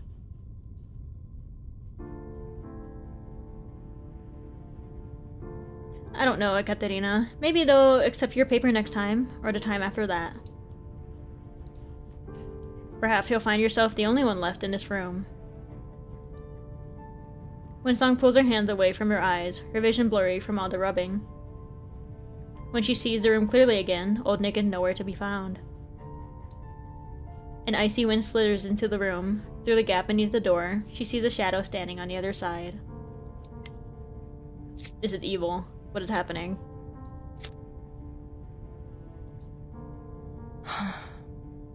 I've told you hundreds of times that you need a new lighter, Old Nick. She sets down her pen and relaxes her shoulders. This drafty old dump. It's always so cold in here. I almost forgot about the old censoring sound effects. He never came back to the office. Oops, wait, I'm not done. He never came back to the office, nor did he call, so I never had the chance to tell him that I received... Okay, why is it auto-playing? Fine, I'll let you finish. Okay. Oh my god. Okay. He never came back to the office, nor did he call, so I never had the chance to tell him that I received 2 letters addressed to him. Okay, it's gonna close. No! You went too quickly! Aw. That's so sad. He just left like that. I mean, to be fair. He was there for a really long time. Or at least I assume. The fact that he was, like, in line to be director once the thing closed. But that's so sad. To just leave like that. I'd lost count of the number of rejection letters I received. I'd long since run out of money and had been sleeping in the office for some time. That was my last day at the Institute. It's hard to say what the final straw was. Maybe it was my last coin dropping down through the sewer grate or the ink freezing because I added too much water to it. Or maybe because there wasn't a publisher left that I hadn't tried to contact. Regardless, there came a time where I decided that if I get one more rejection letter, I'd leave that place for good. I waited and waited. You know, silence is his own message.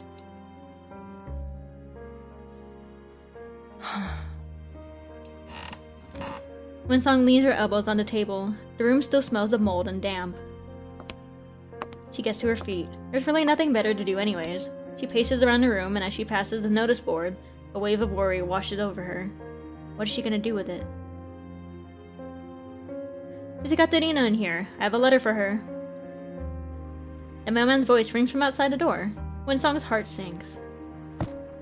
She doesn't move, reluctant to see the contents of the letter. It is slid through the gap under the door. She picks it up and opens it, just as she'd done hundreds of times before. Thank you for submitting. We regret to inform you. Best regards. No need to read the rest. She examines the ink. It's clear it comes from a high-quality printing machine. She already has a huge pile of letters of the same quality. This place is nothing but a ghost town, the shadow of a great era. A sudden rage boils up in her chest. She smashes the letter onto the board. So this is it. She strides back to her table and whips out the rest of the letters.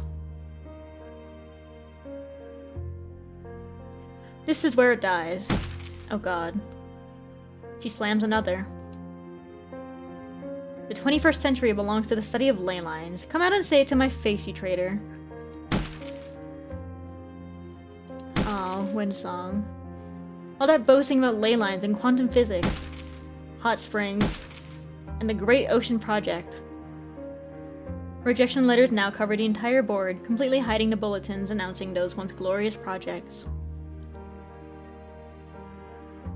You should be the one to swallow this bitter pill. These rejection letters should have been yours, not mine. But it is her name that is written on every letter. Exhausted, she collapses to the floor. Not mine. Aww. Tears well in her eyes and fall on the paper in her hand. All us researchers, all the people dedicated to the study of ley lines, put so much time and effort into our work, and now we're all forced to either move on or starve to death. She tightly grips the letters in her fist, along with the two addressed to old Nicholas. Nicholas?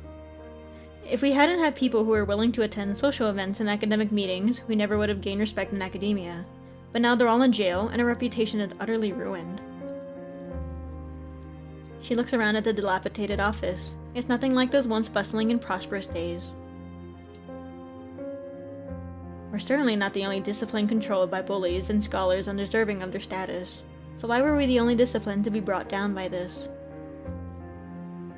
'Cause...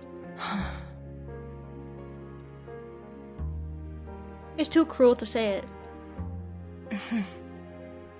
Neither the people who bury themselves in research, nor the people who popularize it can save it. She sits on the floor, her palms still throbbing from being slammed against the bulletin board. Then how am I going to turn the tide? For a long time, she just sits there, paying no attention to the mold on the floor or the ruptured floorboards. She hates to just leave, but what else can she do?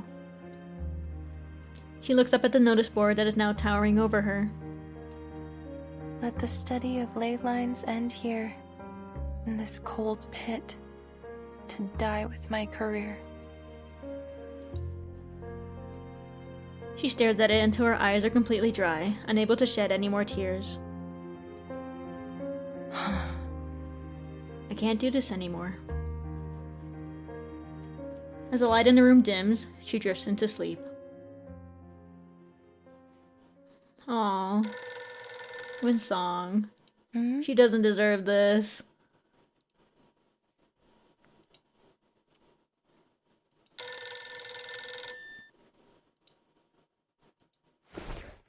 She quickly scrambles to her feet. She isn't dreaming, it's the telephone ringing. She wipes her face on her sleeves and picks up the phone. Hello, is that Miss Ekaterina? It's me. Who's calling? Is this the editor? She holds the phone tight against her ear, not wanting to miss a single word. No, this is Sophia.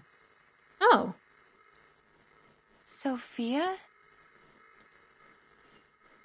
Her memories of Yakutsk come rushing back. Yes, it's me. Now that the weather's warming up in Yakutsk, would you like to come back and continue our research? Oh. Hey. Research. She looks around the office. The mold has crept its way to the center of the ceiling. Ew. Oh my god, how is she, not dropped dead yet? Have you heard about what happened here? She asked the same question that Yelena and Alexei asked her on that fateful day. A little bit of here and there. I've also heard you had a tough time getting your paper published. I'm in a bit of a jam here. There's too much work for one person. Would you like to come and lend a hand? But the study of ley lines has been... Whatever happened, doesn't matter now. After several moments of painful internal struggle, Windsong speaks again. I mean, she might as well. Your research might be disregarded if they find out you're working with a ley hunter. It's still better than stopping altogether. There are critters' lives at stake. I'm not sure about this. Comrade Ekaterina. You can figure out the rest when you're here. Aren't you worried about what people might say? They've got nothing to do with our study, Comrade Ekaterina. You should focus on a more compelling subject.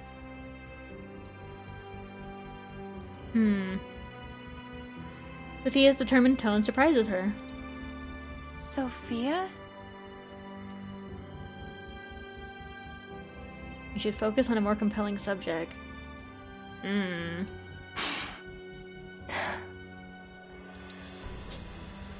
Oh. Not this. Not this Suji. Oh, my Pookie. She feels a bitter sorrow in her throat. She holds the receiver tightly in her hands, as if she's holding her dear friend. For a moment, a genuine fear grips her. What if all this is just a dream? Tears well in her eyes again. They drop on the desktop and glisten like the morning frost. You are right. We should meet in Yakutsk. Her fingers ache from the clenching, but she's determined not to let go.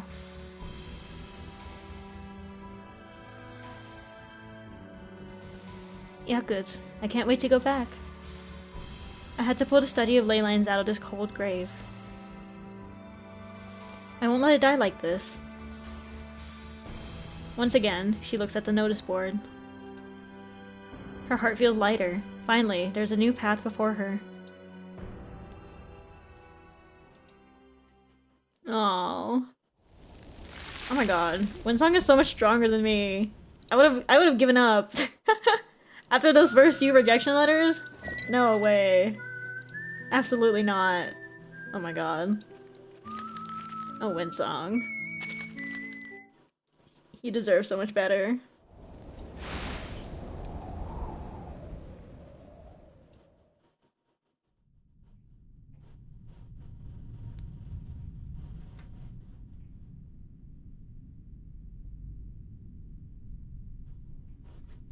The hall is silent as the researcher listens intently. Windsong takes a sip of water before speaking. Right now, perhaps you have your answer to my question. When it comes to a school of thought, who do you need more? Those that get the work done, or the ones that make it popular? The ones that get the work done, I suppose. A shiny metal arm sticks out from the audience. Yes, the comrade in the back. I think that The root of the problem in your story seems clear. because The decline of the study of ley lines was caused by those who exploited it for personal gain. so So the people you need more are those who truly care about the subject. The answer is quickly refuted. But But the study of ley lines always lacked a proper barrier to entry. The composition of researchers was quite diverse and rather loosely defined. what if? Had there been no one to actively publicize it, the people who worked to build its respectability, hardly anyone would have taken it seriously in the first place. Those people. I heard that. It was Lisa alone who made the subject famous. I heard he was even invited to teach in some other countries. More and more people join the discussion. Windsong has to raise a hand to return order to the room. Thank you all. I understand where each of you is coming from, but my answer differs slightly from yours. Before the session started, a pair of comrades came up to me and asked 2 questions. Why are you still working on ley lines, and what made you stay? What is the study of ley lines exactly? Is it a science or an arcane subject? She types the words science and arcanum on the screen. Today, most of it has been buried in the sand.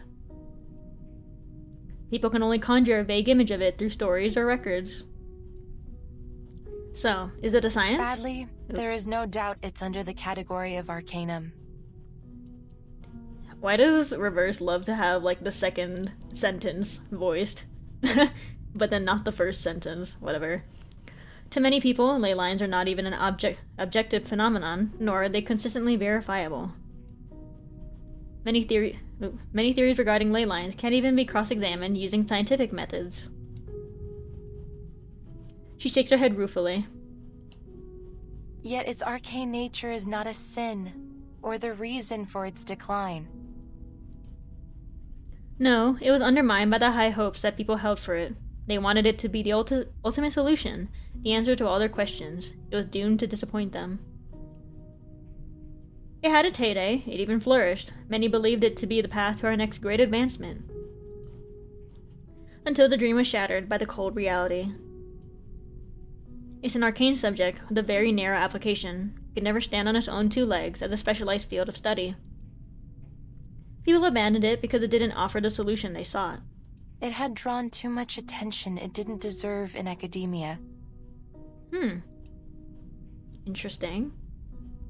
She sees a few nodding heads in the audience. But I think every researcher, no matter their field, is an explorer, wandering wherever the truth may lie.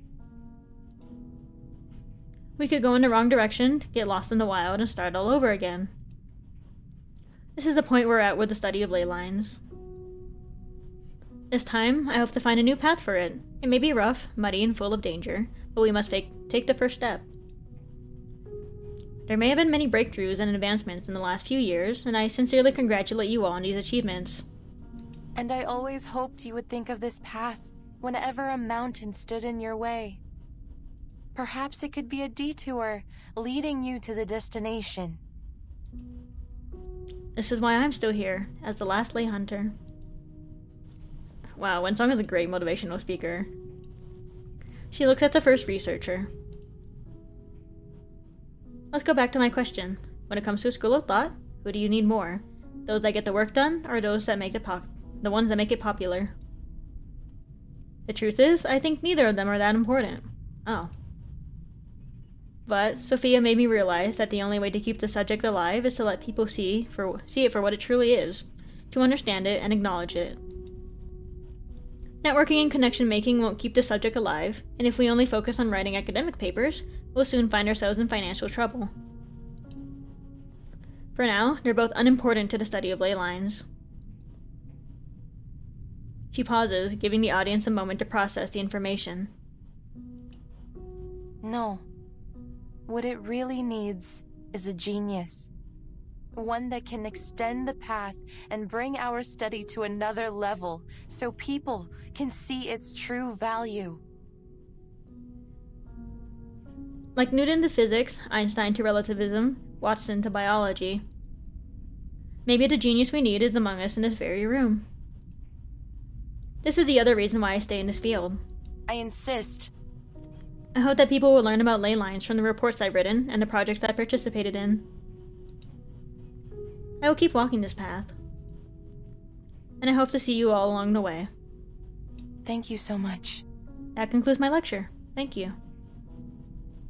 She bows to her audience. At first, there are just a few scattered claps, but the applause quickly turns thunderous. Aww. Aw, that's so... Aw, Windsong.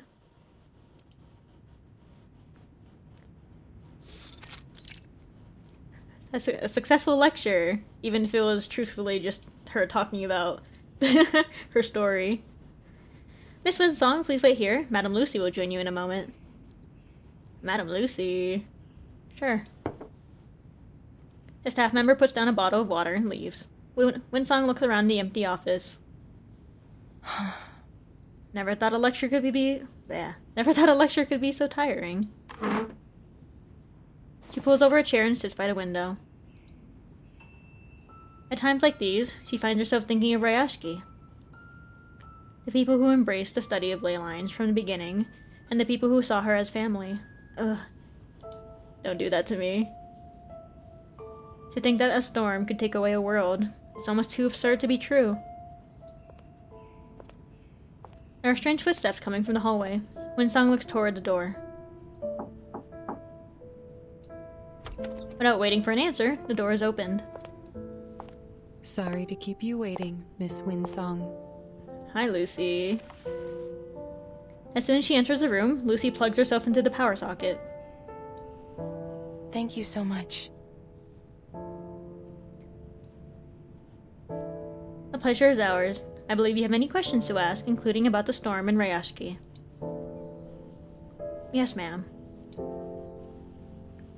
Her face turns serious. What exactly happened to Ryashki and his people? Ooh, girl, they are gone. they are gone. It was not just Ryashki. The entire world had been wiped out by the storm. To put it simply, the world they lived in has been reversed to a time before its existence. Would you feel better if I put it this way, Miss Windsong? If I made it sound like we still have a chance to undo all this. But we hold on to some hope. It is true that we may have found a way to stop it from happening again. We have people here using every ounce of their knowledge and every means possible to find a way to end the occurrence of the storm. That is also the purpose of Laplace. We need your knowledge, We Miss need Windsong. your knowledge, Oh, Miss okay. Windsong. Thank you, Lucy. We need your help to end the storm. To end the storm?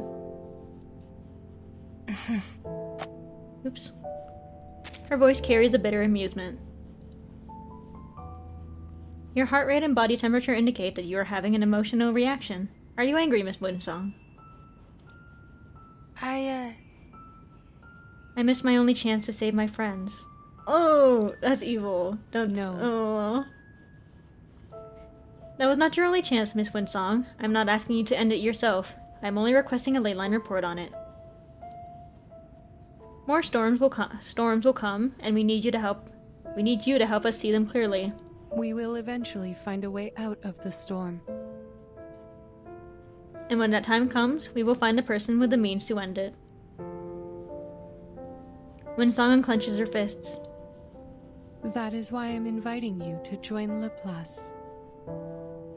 We need your expertise to improve our chances of putting an end to these tragedies. Laplace will fund your project. More people will hear about ley lines, the stories behind them, and also the story of you, Miss Windsong, the last ley hunter. We cannot change the past, but we can decide the future. The future. It is such a beautiful word in humans' eyes, and they attach to it the most wonderful fantasies. It will not be easy to have the future of the study of ley lines resting on your shoulders. A light flickers across the slit on her face. However, you have done an exemplary job so far, Miss Windsong.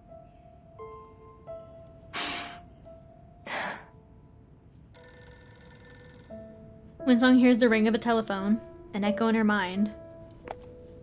She takes a step forward and extends a hand.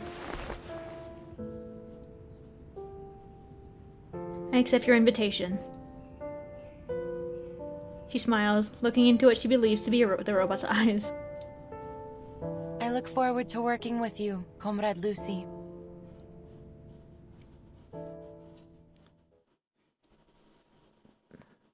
Thus begins Cosmic Overture. Oh. Oh, I'm sad. Oh, I'm so sad now. Oh, Windsong. You deserve so much better. True, she does have a girlfriend and her awesome disciple.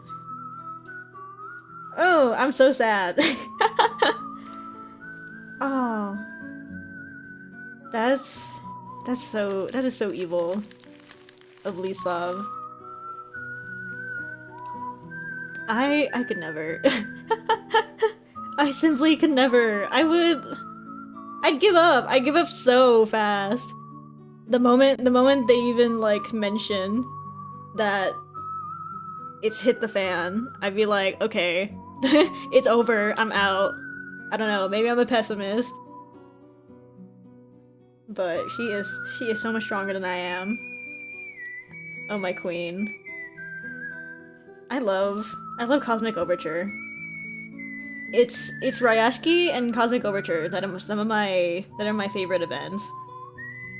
And they make me so ill. Yeah. Both Cosmic Overture and Ryashki are like really far back in the, well, not like, that's an exaggeration, but they are pretty far back in the timeline. They're before chapter 1, right? Because it was Hisabeth and Kiparina that made the teleporting floppy disks that Burden uses in chapter 1, right? So this happened a good while ago. But man, Windsong is such a good character. Oh my god. She has been through so much.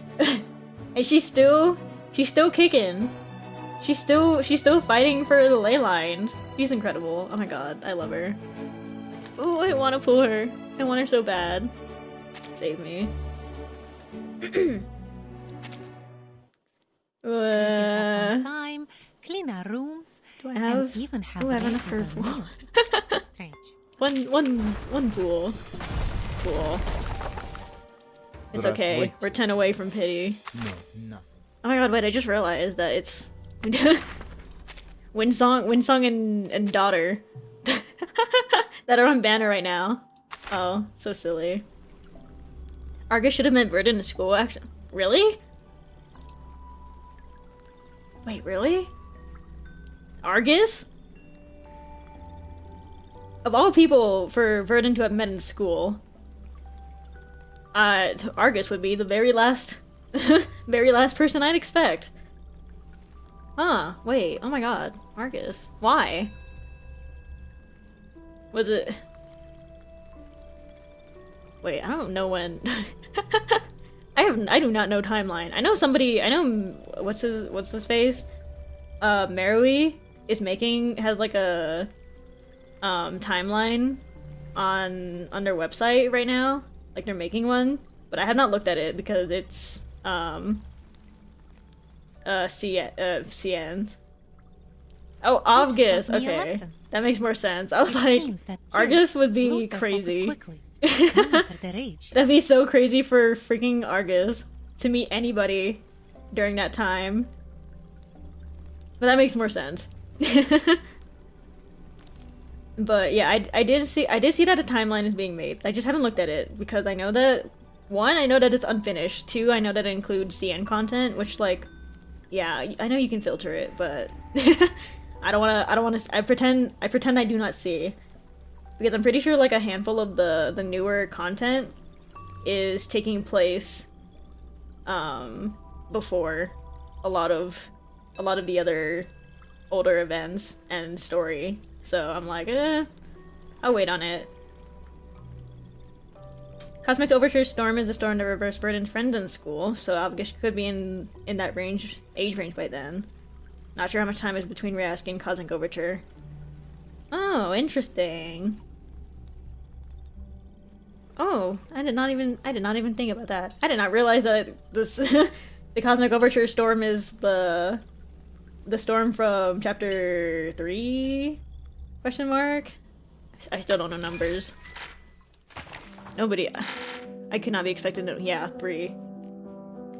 I don't know numbers. Interesting. Yeah, I do wanna get a look at that timeline at some point. Just because I think it's so. I think it's fascinating. I love looking at game timelines, especially those games that are like, that are like super concise about it. Because I know that Reverse, like, they even have like dates and stuff. At least not for everything, but they have like dates and freaking. Don't they have like time? Yeah, even have like timestamps. It's crazy. So I think it's really, I think it's cool when people put together timelines. But at the same time, I'm always like, wow, this is the most overwhelming thing I've ever looked at. Like, if anyone have ever seen the freaking Honkai Impact timeline, oh my god, no. Don't even get me started. It gets so serious. Swear to god. An in-game feature that has an interactive timeline would be great. It gets complicated at some points. It does. I mean, the War Room was kind of like a timeline, but it's only covering, what do you call it? Hello? What the heck? Why is it not taking me anywhere? The War Room is kind of a timeline, but it's just not like, what do you call it? For everything. Miss Radio, get me out of here. What am I clicking? Why did the UI just keep disappearing? What is happening? What is happening to my game? I broke it.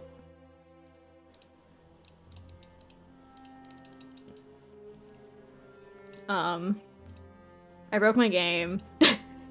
What? What happened? What did I do?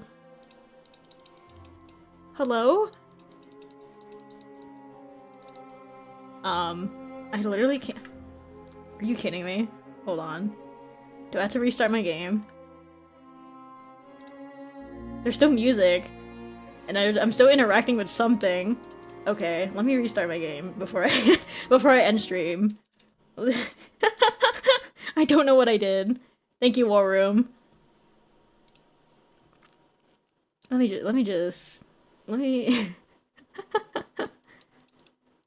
get me back in there.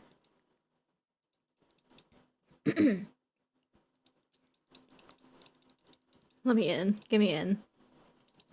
There we go. I don't know what just happened. Oh, Miss Awesome. Bertram, I suggest It's funny we that the spend Lulu more game time together like this yeah, to share more ideas and timeline philosophy. wise happens after chapter 8, but was like 1.5 game wise. I know. I feel like I feel like a part of the reason that it gets so complicated that like not just with Reverse, but like with other games that have like events that are not like entirely chronological. It's like it's so hard to keep track of. And I feel like also as a writer, like if you're like on the writing team, it's very easy to just like get something wrong. and knowing how serious fandoms get about lore, it's always if there's a mistake that happens in the writing room, it gets so messy. It gets so messy. Oh my god. You just taught me a lesson.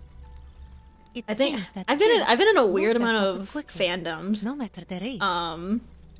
that have, what do you call it? I've been in like it's Reverse, Arknights, Honkai Impact are like the 3 gacha games I can think of where like the timeline is very much confusing and somewhat argued about, and also unfortunately Five Nights at Freddy's.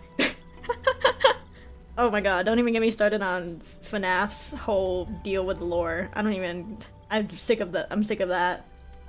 I bet they have a whiteboard that just has the timeline in their writer's room. Honestly, I feel like I could imagine it. Because that's just like the easiest way to, what do you call it? To just keep track of everything. But then like, there's like, it's almost impossible for them to really plan everything out like freaking 10 years in advance. Right? That feels unrealistic as a writer. I don't know. Maybe it's just because I'm a lazy writer. My timeline is based purely on vibes. I'm just like, oh, this happened like, I don't know, a month maybe after this event. Okay, send it off. Like, it's that I'm fine with that. FNAF has the most insane lore I've ever seen. It's stupid, and it's like. The main problem with that game is it was written by one guy, so like there's a lot of mistakes in creating a timeline, there's a lot of mistakes with like dates and times because it was literally just one guy who was making it up as he goes. So then no one really knows how to like discern what should be taken as canon or not. It's a whole thing. I love lore. I love thinking about timelines. Arknights is also weird, but like that's just because they have time travel, I'm pretty sure. And I'm not here for that. I think they have time travel. I don't remember, actually. It was either Arknights or like another gacha game that I played that had like time travel shenanigans. So it's the moment you introduce time travel, it's over. You can give up on making a timeline. The freaking Legend of Zelda series. I hate that timeline. I hate that timeline with my entire being. Oh my god. The whole branching thing. Don't piss me off. I love Legend of Zelda, but don't piss me off with that timeline. I'm not here for that. Off topic, are you trying to get into the Silver Palace beta? I'm not really sure. I was thinking about it. I was talking to my friends about it. Well, no, I was not talking to my friends. My friends were talking about it while I was sleeping. Because a lot of people are saying that Silver Palace is very Reverse vibe. And one of my friends thought that I'd play it, but I was like, no, not currently. I don't know, because I tend to avoid beta tests for new games. Like, I have been avoiding Arknight's Enfield beta test like it's the plague. Because at least with new games, I like what do you call it? I like to go in blind as much as possible. For like super brand new games. But then like, for example, like Star Rail, I'm fine with doing the beta. I am in the beta tests for that game because like I've been playing it for a while, and they also like it's not like they have story spoilers in there, so it's like it's whatever. But like I assume that the Silver Palace beta includes the story because they need quality assurance for the story. Because Arknight's Enfield also, what do you call it? Also has like, it's not just gameplay testing. It's also you're also expected, I guess, to do the story. You know, the whole checking for typos, making sure it's fine, which is the main reason that I did not sign up for the Arknight's Enfield beta, because I don't want to spoil the story for myself. That's the main reason why I don't do those betas. But then Silver Palace is like, I think their plan is what, 2027 or 28. So it's like, ooh, You just that's gonna taught be me a a lesson. it's gonna be a really long time. It seems that kids lose their So focus I don't quickly. know. No I think matter their right age. now is probably no. I'm gonna stay off of doing the beta. Wait, would I even be able to stream the beta? Have people streamed the Silver Palace beta? I don't remember. Hold on. Because people have been streaming the Enfield beta. Because people are allowed, I guess. Well, actually, no. It's not even open, right? Oh, I do see, like, some videos, at least. But not, like, live streams. Yeah, I think as of right now, it's probably a no for me. I'll keep off the beta for now, but we'll see if that changes in the future. Cause I don't really know how pre-release game betas work. Cause like, do they like delete your beta account and then you just have to do everything again in the final release? Like, I wanna I don't wanna deal with all that. That seems like, I feel like I'm gonna get pissed off or something. I don't know. Especially like, what if they let you pull in the beta and I get like the best pulls ever, and then I can't even keep those? What's the point? That's why I don't do relic farming in the Star Rail betas, because I get such good relics and I can't keep them. I don't know. We'll see. I think I was also seeing tweets about, what is the other game? Ooh, what is the other gacha game coming out? I'm forgetting its name. Neverness to Everness, NTE. They've also been dropping, they've also been doing drip marketing, which is crazy. Because I don't remember when that game's supposed to be coming out. Let me see. Any release date? Official launch is confirmed for, oh, it's this year. Oh my gosh, wait, NTE is coming out this year.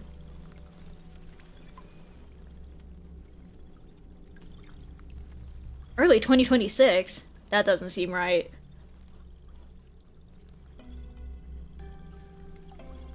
It was supposed to be released in 2025. And then they needed more time. Well, better to give the devs more time to make a game than release it super rushed. Interesting. But yeah, I've been getting a lot of I've been seeing a lot of NTE, and I've been seeing a lot of Silver Palace. So I'm super excited for those two. NTE is like the GTA gacha game, I'm pretty sure. Where you can steal a car. Big fan of that. And the Silver Palace is the one with the Tokyo drifting horse, which I'm also a big fan of. I really hope that Silver Palace is not like a hot mess. I'm like I'm praying to God. Cause I don't know. I'm just afraid. I'm always afraid of new gacha games. Cause it's so hard to gauge whether or not they're gonna be like Just like, I don't know how to describe it. Like, it looks fun. And also, like, the graphics of Silver Palace are, like, super clean. I'm a big fan of it. It reminds me of Wuwa. And if you've ever seen one of my Wuwa streams, then you'll know that I can't stop glazing the visuals of that game. I fear, though. I hope that their gacha is not, like, the worst thing ever. I'm sure once the beta, starts, what's the word? Kicks off, people will talk about the gacha rates. Please have a 50-50 system. I feel like there's no way they won't. That's impossible. in this day and age. My timeline is flooded with Styro 4.0 stuff. Me too. I signed up for the beta, but I didn't get in. Now I'm a little sad. Because I really wanted to get into the 4.0 beta, but whatever. I signed up for the 4.1 also. But I think that'll be all for me today. Windsong, my Pookie. I'm still gonna be on the grind for Corvus's, what do you call it? Corvus. Because I'm so close. We're so close. And then I can start saving for, It seems that kids Mama Duck. lose their focus quickly, no matter their age. But what was I gonna say? I was gonna say something. Oh, I'm gonna be on a little vacation this weekend. Tomorrow. Well, I'm leaving tomorrow, but that's in the evening, so I'm not sure if I'll be able to stream tomorrow. We're going to a hot spring, which I am not sure if I'm gonna enjoy because I'm really bad with heat. But I have family visiting, so I'm gonna have a little bit of a vacay over the weekend. So I'll see if I have time to stream tomorrow. At my usual time, since I am leaving in the evening, so I'm not gonna be doing anything for like the whole morning. But I don't know if I need to get like ready because I think it's an overnight trip. Hot spring stream, let's go. That would be kind of fun. That'd be kind of silly, but I fear for my life. But I will once I get back, I will tell you guys about it. Whether or not I enjoyed it. We'll see. I've never been to a hot spring before. I didn't know we have hot springs here. Because it's so freaking cold. Constantly. All the time here. I didn't know that we had hot springs in the mountains, but they have like a whole resort. And it's really expensive, so hopefully it'll be fun. So I'll see if I can stream tomorrow. Otherwise, I'll just be back after the weekend to stream some more, what do you call it? Do some more character stories and try to start Path to Nowhere. Because I think the first few chapters of Path to Nowhere are really short. But yeah, thanks everybody for hanging out. Thanks to my VOD watchers. As per usual, stream announcements will be posted on Twitter and Blue Sky. The socials are in my description. I've also been remembering to post art a little more consistently on Blue Sky. Instead of just posting it on Twitter and then forgetting that Blue Sky exists. But yeah, I'm gonna go eat some lunch and I'm gonna finish my tea. And I'm gonna go get on the grind and all my gacha games. I have so many dailies. But yeah, I hope everyone has a good day. Bye bye!